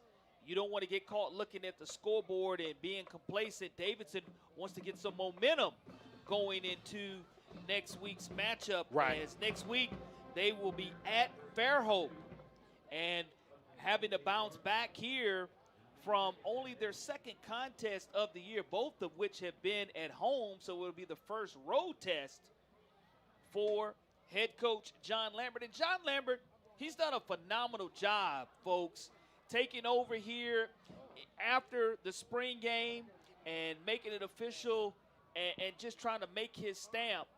And I'll say this, for a throwback, as another fumble recovered by the Warriors. Gray hops right back on top of it, yeah. John Lambert and I both are don't say it, Hillsdale There Middle School Mustangs, as both of us attended Hillsdale Middle School on the site of what is now currently Augusta Evans. So some great throwback memories that we've had wearing the purple and gold from Hillsdale Middle School. And it was funny how he kind of called you out on it and said, Corey, didn't you go to Hillsdale too? Absolutely. And you like, wait a minute, Coach, hold on, not them Mustangs. Yeah, it was funny how he kind of connected you two, man. He definitely, that was nice. He remembered all the great days with the purple and gold. And speaking of purple and gold, LeGermany Trawick for the Baker Hornets. His dad, LeGermany Trawick Sr., was a former student of mine at Hillsdale Middle School, and like father, like son in this situation, both tremendous athletes, as we've seen Trawick be very active on the defensive side of the football. No doubt about it. Under 1 minute, maybe we're able to get our Career Tech Education Player of the Game up here. This guy has definitely done a lot for the Hornets tonight. If we're not able to get it up for the end of the game, we'll get it up after the end here. As the game clock is running, Coach John Lambert just going to let this one run out under 30 seconds. Wouldn't be surprised if Spivey takes a knee here. And officials calling for a stoppage, but the game clock continues to run. Wanting to pump up the play clock there to 40. Then they stopped the game clock at 11:05. That's what it was, Corey. They were trying to pump it up, but we were under 40 seconds, so I'm surprised they even had it going. So Baker's going to get the win tonight after picking up turnovers from Davidson, but most importantly, taking advantage, points off turnovers, something we talk about every week during these ball games. Yeah, the second half was one in which we saw a driving rainstorm, but we saw that huge scoop and score on what Davidson's quarterback did think was a grounding, and it was a live ball because it slipped out of his hands. And because of the scoop and score, it really changed the momentum of this game, and it went from a 6-0 game to quickly being a 12-0 game. And now Davidson, without having any passing yards, is trying to play catch-up. Yeah. Now, Coach Johnson, he knows what the elements were. A lot of rain here caused turnovers and missed snaps and fumbled snaps, not to cause his team to lose. So you're able to battle through all the adversity and still come out with your second consecutive shutout in a huge 7A Region 1 contest. That's huge. Baker improves to 3-0. We'll try to get our Career Tech Education player up, but right now I got to let you know, next week, make sure you join us. It'll be UMS Wright versus Viger. Viger hosting UMS Wright. They beat them last year, of course. I know they're trying to look to get them once again at their home field over there at 913 Wilson Avenue. So that'll be our game next week. So make sure you tune in for that. Just told we don't have the final stats for the ball game, but we can tell you we were going to give our Career Tech Education player to Tristan Robinson. Had a great night tonight and capped it off with that touchdown score, Corey. Yeah, he really had an outstanding game. 18 rushes for 121 yards and 1 touchdown. Another shutout for the Baker Hornets, and they will move into next week undefeated. All right, for Corley Bounty, Kimberly Dunn, our statisticians, China Powell and Matt Moore, we thank you for joining us and hanging in there with us. Baker gets a back-to-back shutout, 21-0 over Davidson. Have yourself a great, safe weekend.